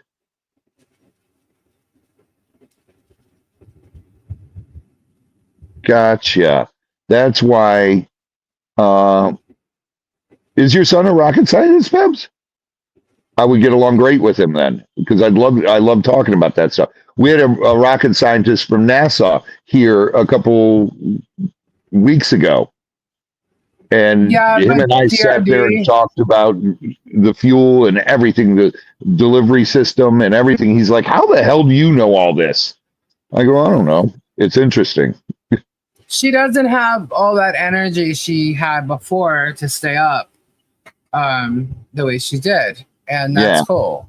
She needs to heal, and then she'll come back when she can, which is fine. We want her to heal. She's on your show till after 12 on Fridays. She also doesn't work on Saturday. She doesn't work on Saturday. Yeah, Tori was doing the grommets, and it got stuck in the banner, got stuck in her machine. So, but anyway, so I did kind of go over what I wanted to. I just wanted to show more. I wanted to be a little more specific. That's awesome, Pebs. I'd love to sit here and talk to him because I love that stuff.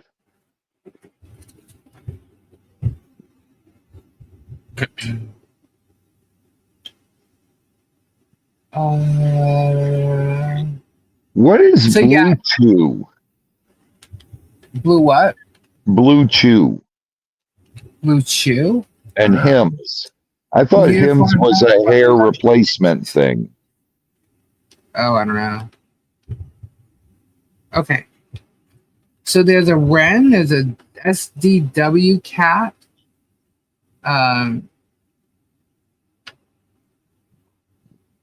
He'd get to okay, so this is another thing that Tug did. He would get donations and he'd talk trash about people, get donations, and when he made his videos, after he'd get donations, he'd make the videos private so nobody can go back and like rat him out. Like they can get proof. He would make them private. He doesn't seem to care anymore. I guess, when you're dealing with Depo and Amber Heard, it's a whole different ballgame. Kimberly, that's too much like work. So I definitely like to talk to her. But his peeps apparently are called Tugtards or Tuggernuts. He's called Tuggernuts. Blue Chew is like Viagra. It's like Viagra? And it's called Blue Chew? Yeah. Red Chew? There's a red. So do I take the red pill or the blue pill?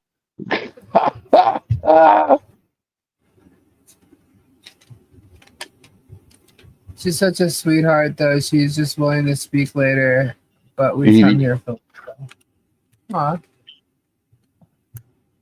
Thank you. Kendra, awesome. she's okay. She had a birthday and her family. Well, it's my family too. But her dad came to visit, and she's been doing stuff with her dad and her mom and stuff like that. So they've been busy doing a bunch of stuff. So I was gonna try and get her on here. I don't know if she's seen that video, but when I saw it last night, I was actually on Stacy's live, and so they got a viewing of it, and I was bawling my eyes out because that video is so tender. Like I've always been the oldest, and like we used to go, oh gosh, all about music. Kendra can tell you a story about me on the beach. There pizza. There's always pizza. And carnivals, we'd always go, like especially on the birthdays, we'd go to certain places. There used to be carnivals outside our right down the block from our house. And then we also used to go to. Oh, the animal? I wish.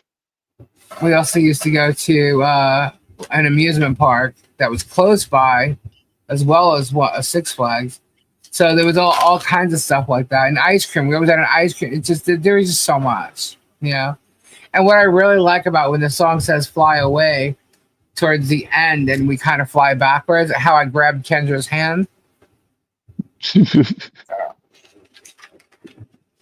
And the best part at the end was Gabe being right there, because Kendra, she's like my sister. She's she's more than a cousin to me, and I don't like that she's having health. I'm gonna start crying. I don't like that she's having health issues. I know what you're talking about, Kristen. Red pandas are awesome. I wish you cannot have one without an AZA license, and they are just starting to get it where a ZAA license can get them. Anyway, I'm not there, and I would be. Do you notice? I don't know if you noticed at the end either. I've watched it so many times. You see me pointing my finger at her like in a mom way. I was like, oh my god, she got everything. But yeah, like Kendra and I can literally like just close our eyes and we'll think of each other, and boom, there we are. We're right there. I heard about that. It was pretty cool. That she put that in there, and it was pretty cool. Do you know? Isn't it amazing how Robbie and I could have two totally different conversations going on at the same time? I know. I'm answering people in there, and you're talking to people too. Mm-hmm. Yeah. Weird, huh? Works. Whatever. You're just annoying. Of course I am. I'm ADHD. What do you want? You're Robbie. Exactly. I had to say. I will say this. I said to Gary, Yes, okay, I need 5 minutes. And Gary goes, what do you mean? I need 5 minutes. And guess what? I said, I have too many of you ADHD peeps around me. I need to freaking chill. I need a moment of silence. He's like, what do you mean? I'm like, you guys are coming at me in all different directions about totally different things. And I'm just like, I need 5 minutes. I need 5 minutes. Give me 5 minutes. And he just looks at me and goes, okay. And he turns around and he walks out. I'm like, thank you. Just give me 5 minutes. Holy crap. Strictly, you're in Southern California right now? Or is it? At the end of Deb's case, 5 YouTuber, Popcorn Planet, etc., got tickets, backstage passes, and hotels in Vegas. So thank you for covering his care. Tug was not invited. Oh, he must have been pissed off, was he? Look, guys, here's the thing. Like, I was... Lisa, didn't we talk about that the other day? What? This is why I go, what? Because he would be talking about something else, and then I'll... Go ahead, what? About Tug meeting Johnny Depp. Oh, yeah, but I didn't know that he wasn't He didn't get invited. Oh, that's funny. That is funny considering, other people did. Because I know Popcorn Planet did and stuff like that, but I didn't know that Tug didn't. But here's the thing, like, could you imagine? It doesn't matter what Tug would have done. Meeting him? Ugh.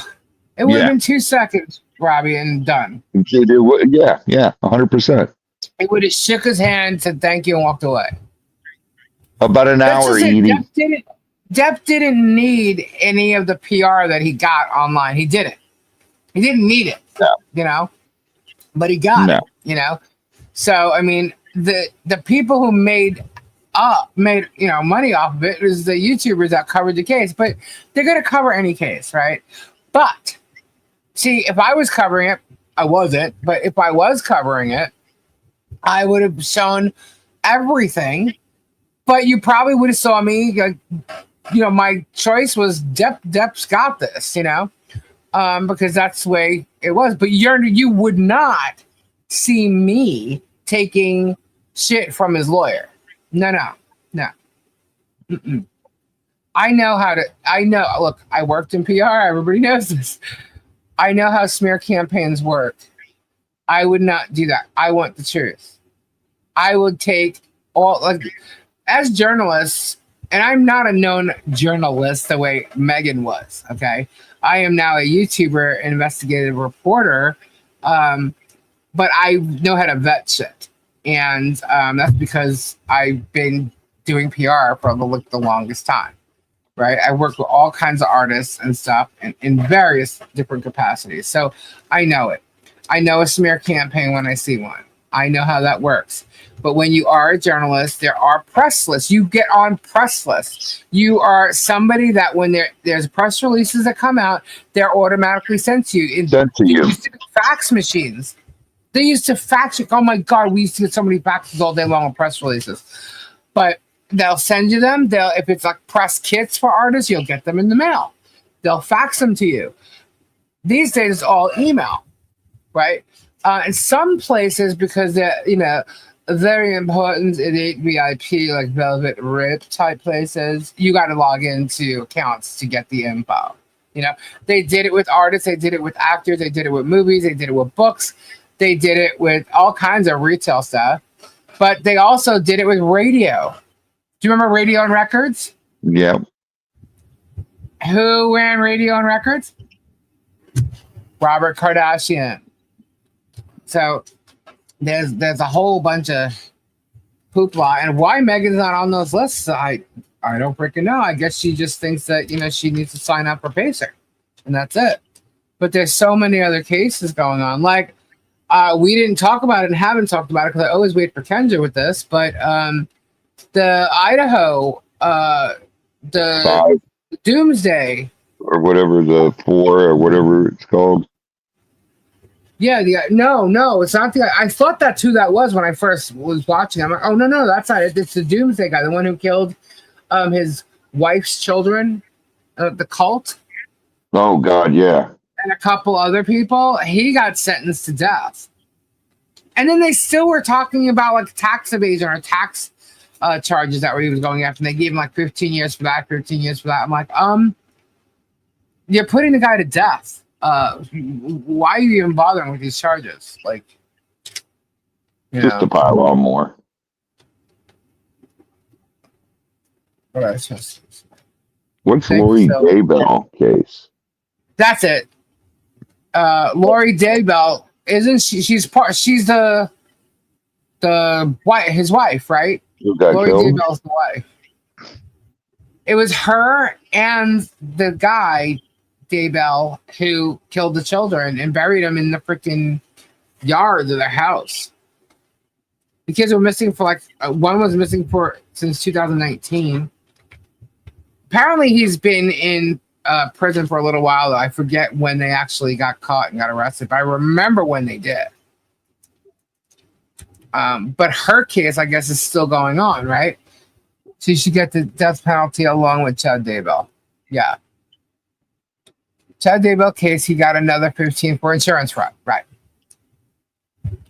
I actually watched that today, but I saw that it was like 3 days old. Like, oops, I'm a little out of the loop. Where's Kendra? I don't understand one thing. If they catch someone and there's no doubt about it, they did all this bullshit. Like this kid who shot the U.S. Healthcare guy in New York. Yeah. Why is this even going to trial? Why don't they just say, okay, death penalty, sign off? And I think that's what they did with Chad. Because it was oh my God, what did they call it? Shit. It was a special hearing, like it because they knew he was getting the death penalty, I guess. I don't know. It was like, a special thing that they did for him. She didn't get the death penalty? Is that over? See, I didn't watch anything on her. And the most evil mother on earth. Why doesn't she just get the death penalty and let's just get rid of her? I keep seeing newsfeed on her, but I haven't clicked on hers. So is that case, has she been sentenced? It's still going on. His case finished last year. Lori Daybell on her third case, conspiracy to commit the murder of her nephew-in-law, Brandon Boudreaux. It was Chad sentencing here. Right, okay, it was Chad sentencing here, but they had a name for it. She did not get the death penalty. Why? It's her second trial for murder of her husband before Chad. Oh, that's right. She got her husband before Chad. This is the first day of this trial. Wow. For conspiracy. Okay. You want to stop all this bullshit in the United States? Start handing out the death penalty and executing people. He got the death plus 15 years. Yeah. So what does that mean? They're going to wait 15 years and then put him to death? I don't know. They get all these appeals. Yeah. If there's absolutely no doubt about it, like these school shooters that they catch, and I think that's why they did. They should be executed within a week. Okay. Yes, she got life for the murder of Chad's wife and her 2 kids. She had cases pending in Arizona for murder of her husband and the current case. Gotcha. Attempted murder for this child. She and Chad have this cult. Yeah, the Doomsday Cult. She is pure evil.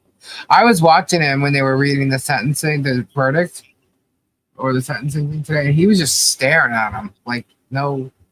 Yeah, nothing to say. I was just like, you evil bastard. But that took a while to go to court. So, because when was this? When did this happen? I remember it. but I don't remember any other court proceedings.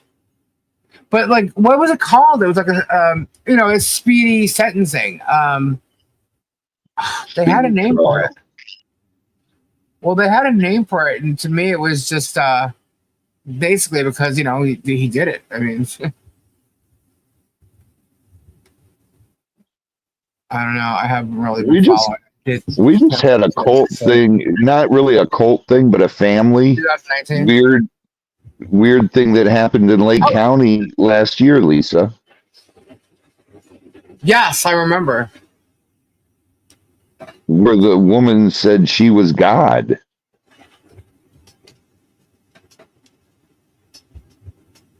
It's crazy.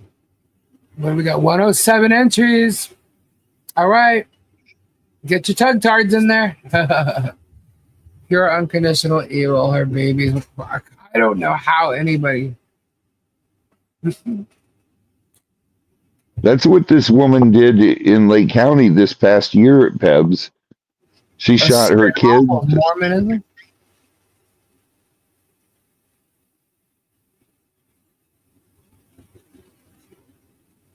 In Boulder this week, he was throwing Molotov cocktails all over people. Wow. Yeah, that happened this week.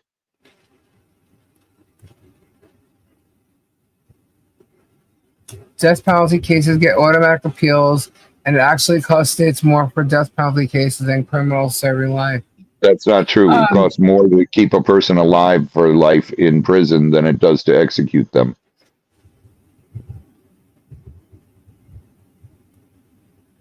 I don't understand why people who are sentenced to death are on death row for 20 plus years. Yeah. That's and it's weird because sometimes, I mean, there's a lot of them that are, but then sometimes no. They go in like within like 3 or 4 months. They're gone.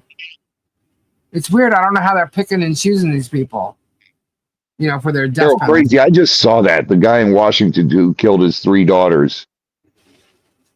Oh, what's his name? I think he just popped up today. He has a really I saw it today. Hair.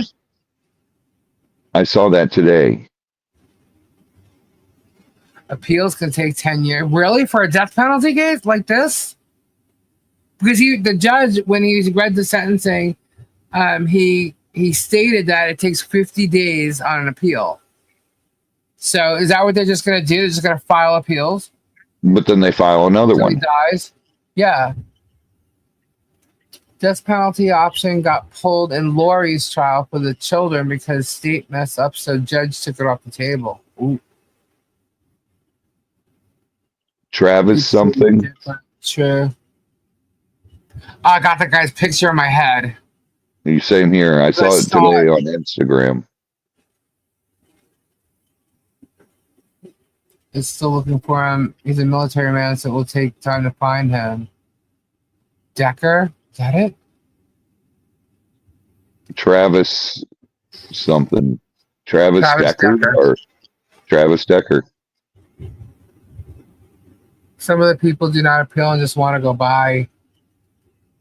Yeah, that's because they know. Oh, he's on the loose. Becker. That is so sad. The mother is traumatized really, really bad, and as the dad is still on the run. So he killed, how many children did he have? 3? 3 girls. And they're all dead. Yep. What is wrong with people, man? I don't get that. How do you have your own children do something like that? Let alone any child. I can't even mine. I don't even want MoMagic. Good night, John Caps. Good night, John Caps. 5, 7, and 9. Oh my goodness. These people are just sick, man. Sick in the head. That is crazy. All in the 89. Yeah, that's crazy. 108. We got 108. Are we ready? Let's do this. Let's see. My eyes are getting blurry. All right, get your hashtags in. I want to do it in, less than a minute. Last chance, get your hashtags in. Used to take my kids to the campground. He killed his girl. John Gacy sentenced to death in 1980. Execution was 94. 94. Yeah, that's true.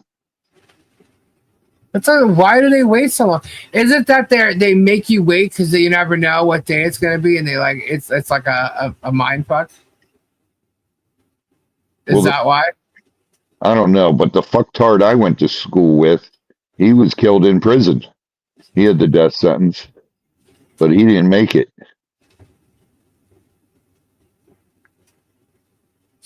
Crazy. All right, we got 109. 109. All right, here we go. He was mentally ill and still owed visitation. Allowed visitation, sorry. All right, let's do this.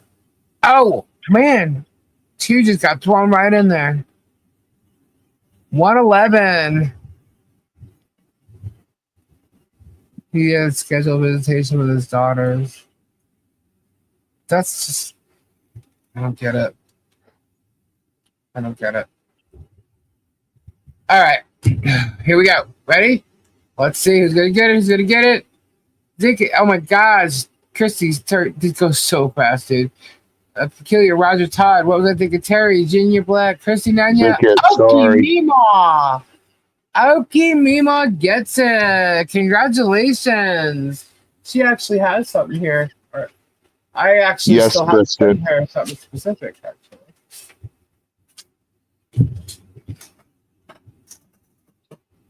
Okie actually should have gotten. Congratulations, Okie. Let me see. There's one package here for her because I had to get a money order with that. That's still here. But now I can add this one and it goes out this week. Well, actually, next week. All right. Okie Mima. Congratulations. No, I did not know. Who's Larry Spencer? Larry Spencer. Who's that? Rigged. It's not rigged. I can't rig it if I try. I don't know who Larry Spencer is. I don't know. I was in 8th grade when Dahmer was a senior.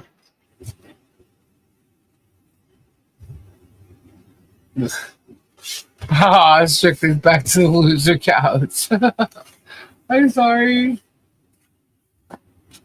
He used to live right down the road from me. Demons walking around with skin 2 miles down the road. Can I identify Okie? She is so lucky.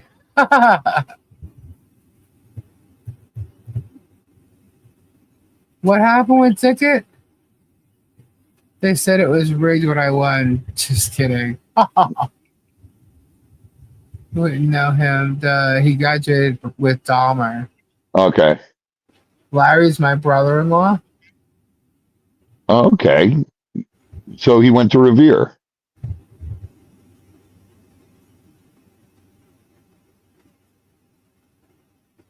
Yeah, my best friend Jeff Gosson lived like 3 houses down from him.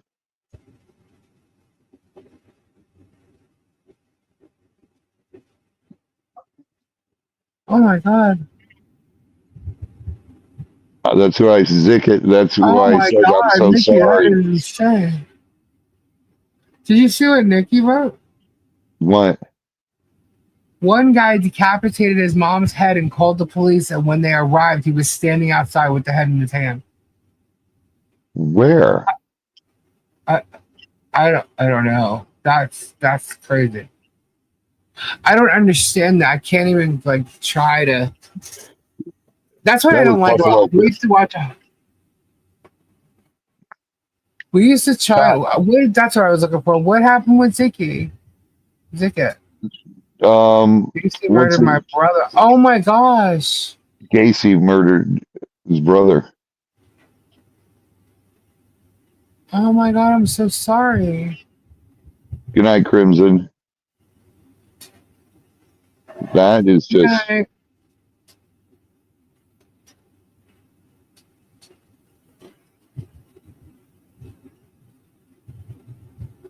Wow, I'm so sorry.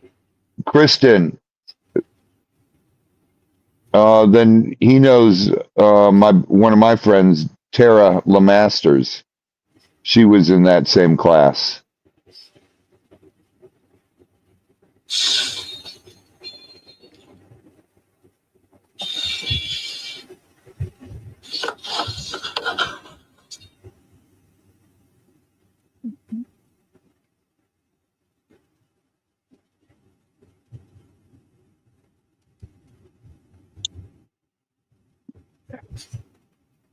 Dead air, dead air, dead air. It's just crazy. That's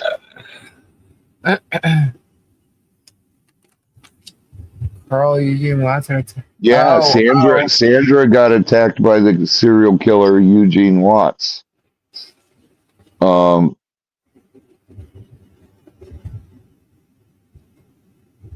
And he nearly killed her.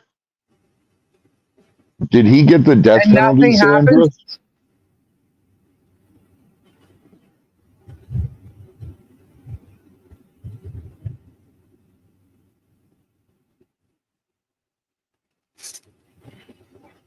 No. How? He confessed to this. Why? He should have been executed.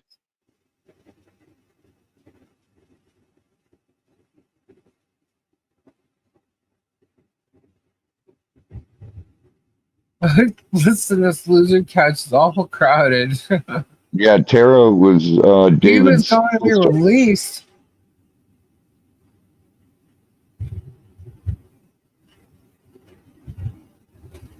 Oh my goodness. There was a guy who shot his 3 sons. What the hell is wrong with people? We used to watch like those murder shows, right? On what was it? What channel was that? They got a bunch of them. Like I had like See No Evil, Hear No Evil, something like that, or Speak No Evil. And so I was just like, we watched a couple of them. Missing. There was a show called Missing, and then I liked when they found people like alive. Unreal, Sandra. Yeah. But there was so many shows, and then like some of them had like psychic or spiritual stuff with it too, and so many. And I remember just thinking to myself, how long has this show been on? And it had like 8 seasons. I'm like, what? And just the number of shows that they had out there that included murder blew my mind. I was like, I can't believe how many murderers there are out there and how many people have been killed by nasty, heinous crimes like that. And I was like, I can't watch this stuff anymore. I need a break. I can't watch it. I can't do it. It's just so evil. I turned the news off. That's why I don't watch the news, guys.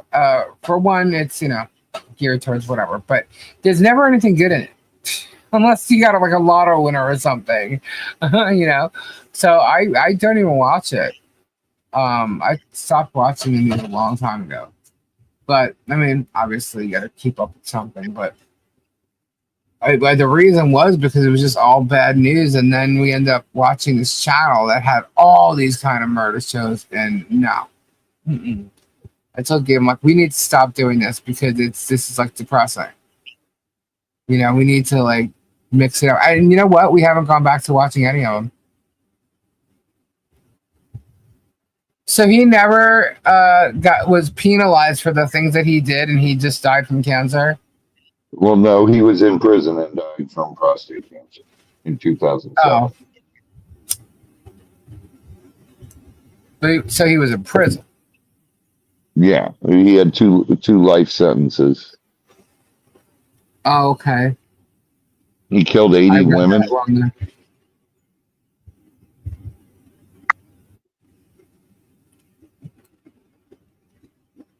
Also, I Survived. He killed her. That's one of the shows I watched. I Survived.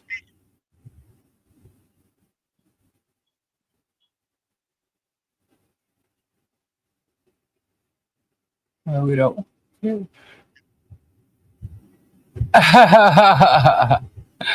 My wife and I decided we don't want kids. It's going to be hard telling them in the morning. Telling them in the morning. I listen to Dateline on Sirius Radio while driving. There's so many murders. My wife listens to that. They never run out of shows. My wife listens to that on Sirius. Believe it or not, in watching those shows, I like Dateline. You know, I can't watch that stuff. It's too evil, man. I haven't watched it in a long time, but I would like to watch because it's Daylight's kind of like a more of a documentary when they do it. You know, but yeah, there's so many. Gosh, and there's probably tons more now. Yeah. My headphones Wow, just. Sandra, I'm so sorry you had to deal with that, but I'm so glad you're here.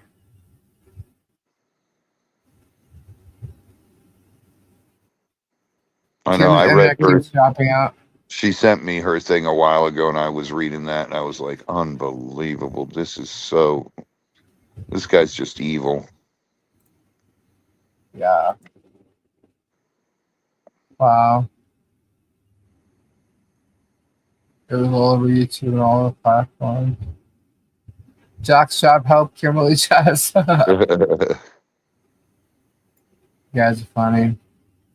Well, guys, it is 1:30, and I am like getting really tired. I've been up all day, all night last night too. So I am not going to be. Well, if there's news tomorrow during the day, I might pop on just for funsies. But tomorrow's Get Swamped, 8:00. Whoop, whoop. You got to be there, get some cool stuffs over there. And I'll be back on Saturday at 10, not earlier. But yeah, so thank you all so much for supporting. If you found tonight a weird night, I apologize for that. The topics were just in all different places. My head was spinning. But yeah, I'll be back, like I said, on Saturday, and hopefully maybe Kendra will pop on. I can't wait to hear her reaction to that video. I love it. I love it. I love it. I love it. I love it. But thank you guys. Thank you so much. Good night, everybody. God bless. Prayers to everybody, whether you need them or not. And ta-ta for now. Yeah. Have a great night, guys. Bye-bye. Good night. Bye-bye. Bye-bye. Bye. Bye. Bye. Bye. Bye. Bye. Bye. Ta-ta. There it is. Flutter's got it.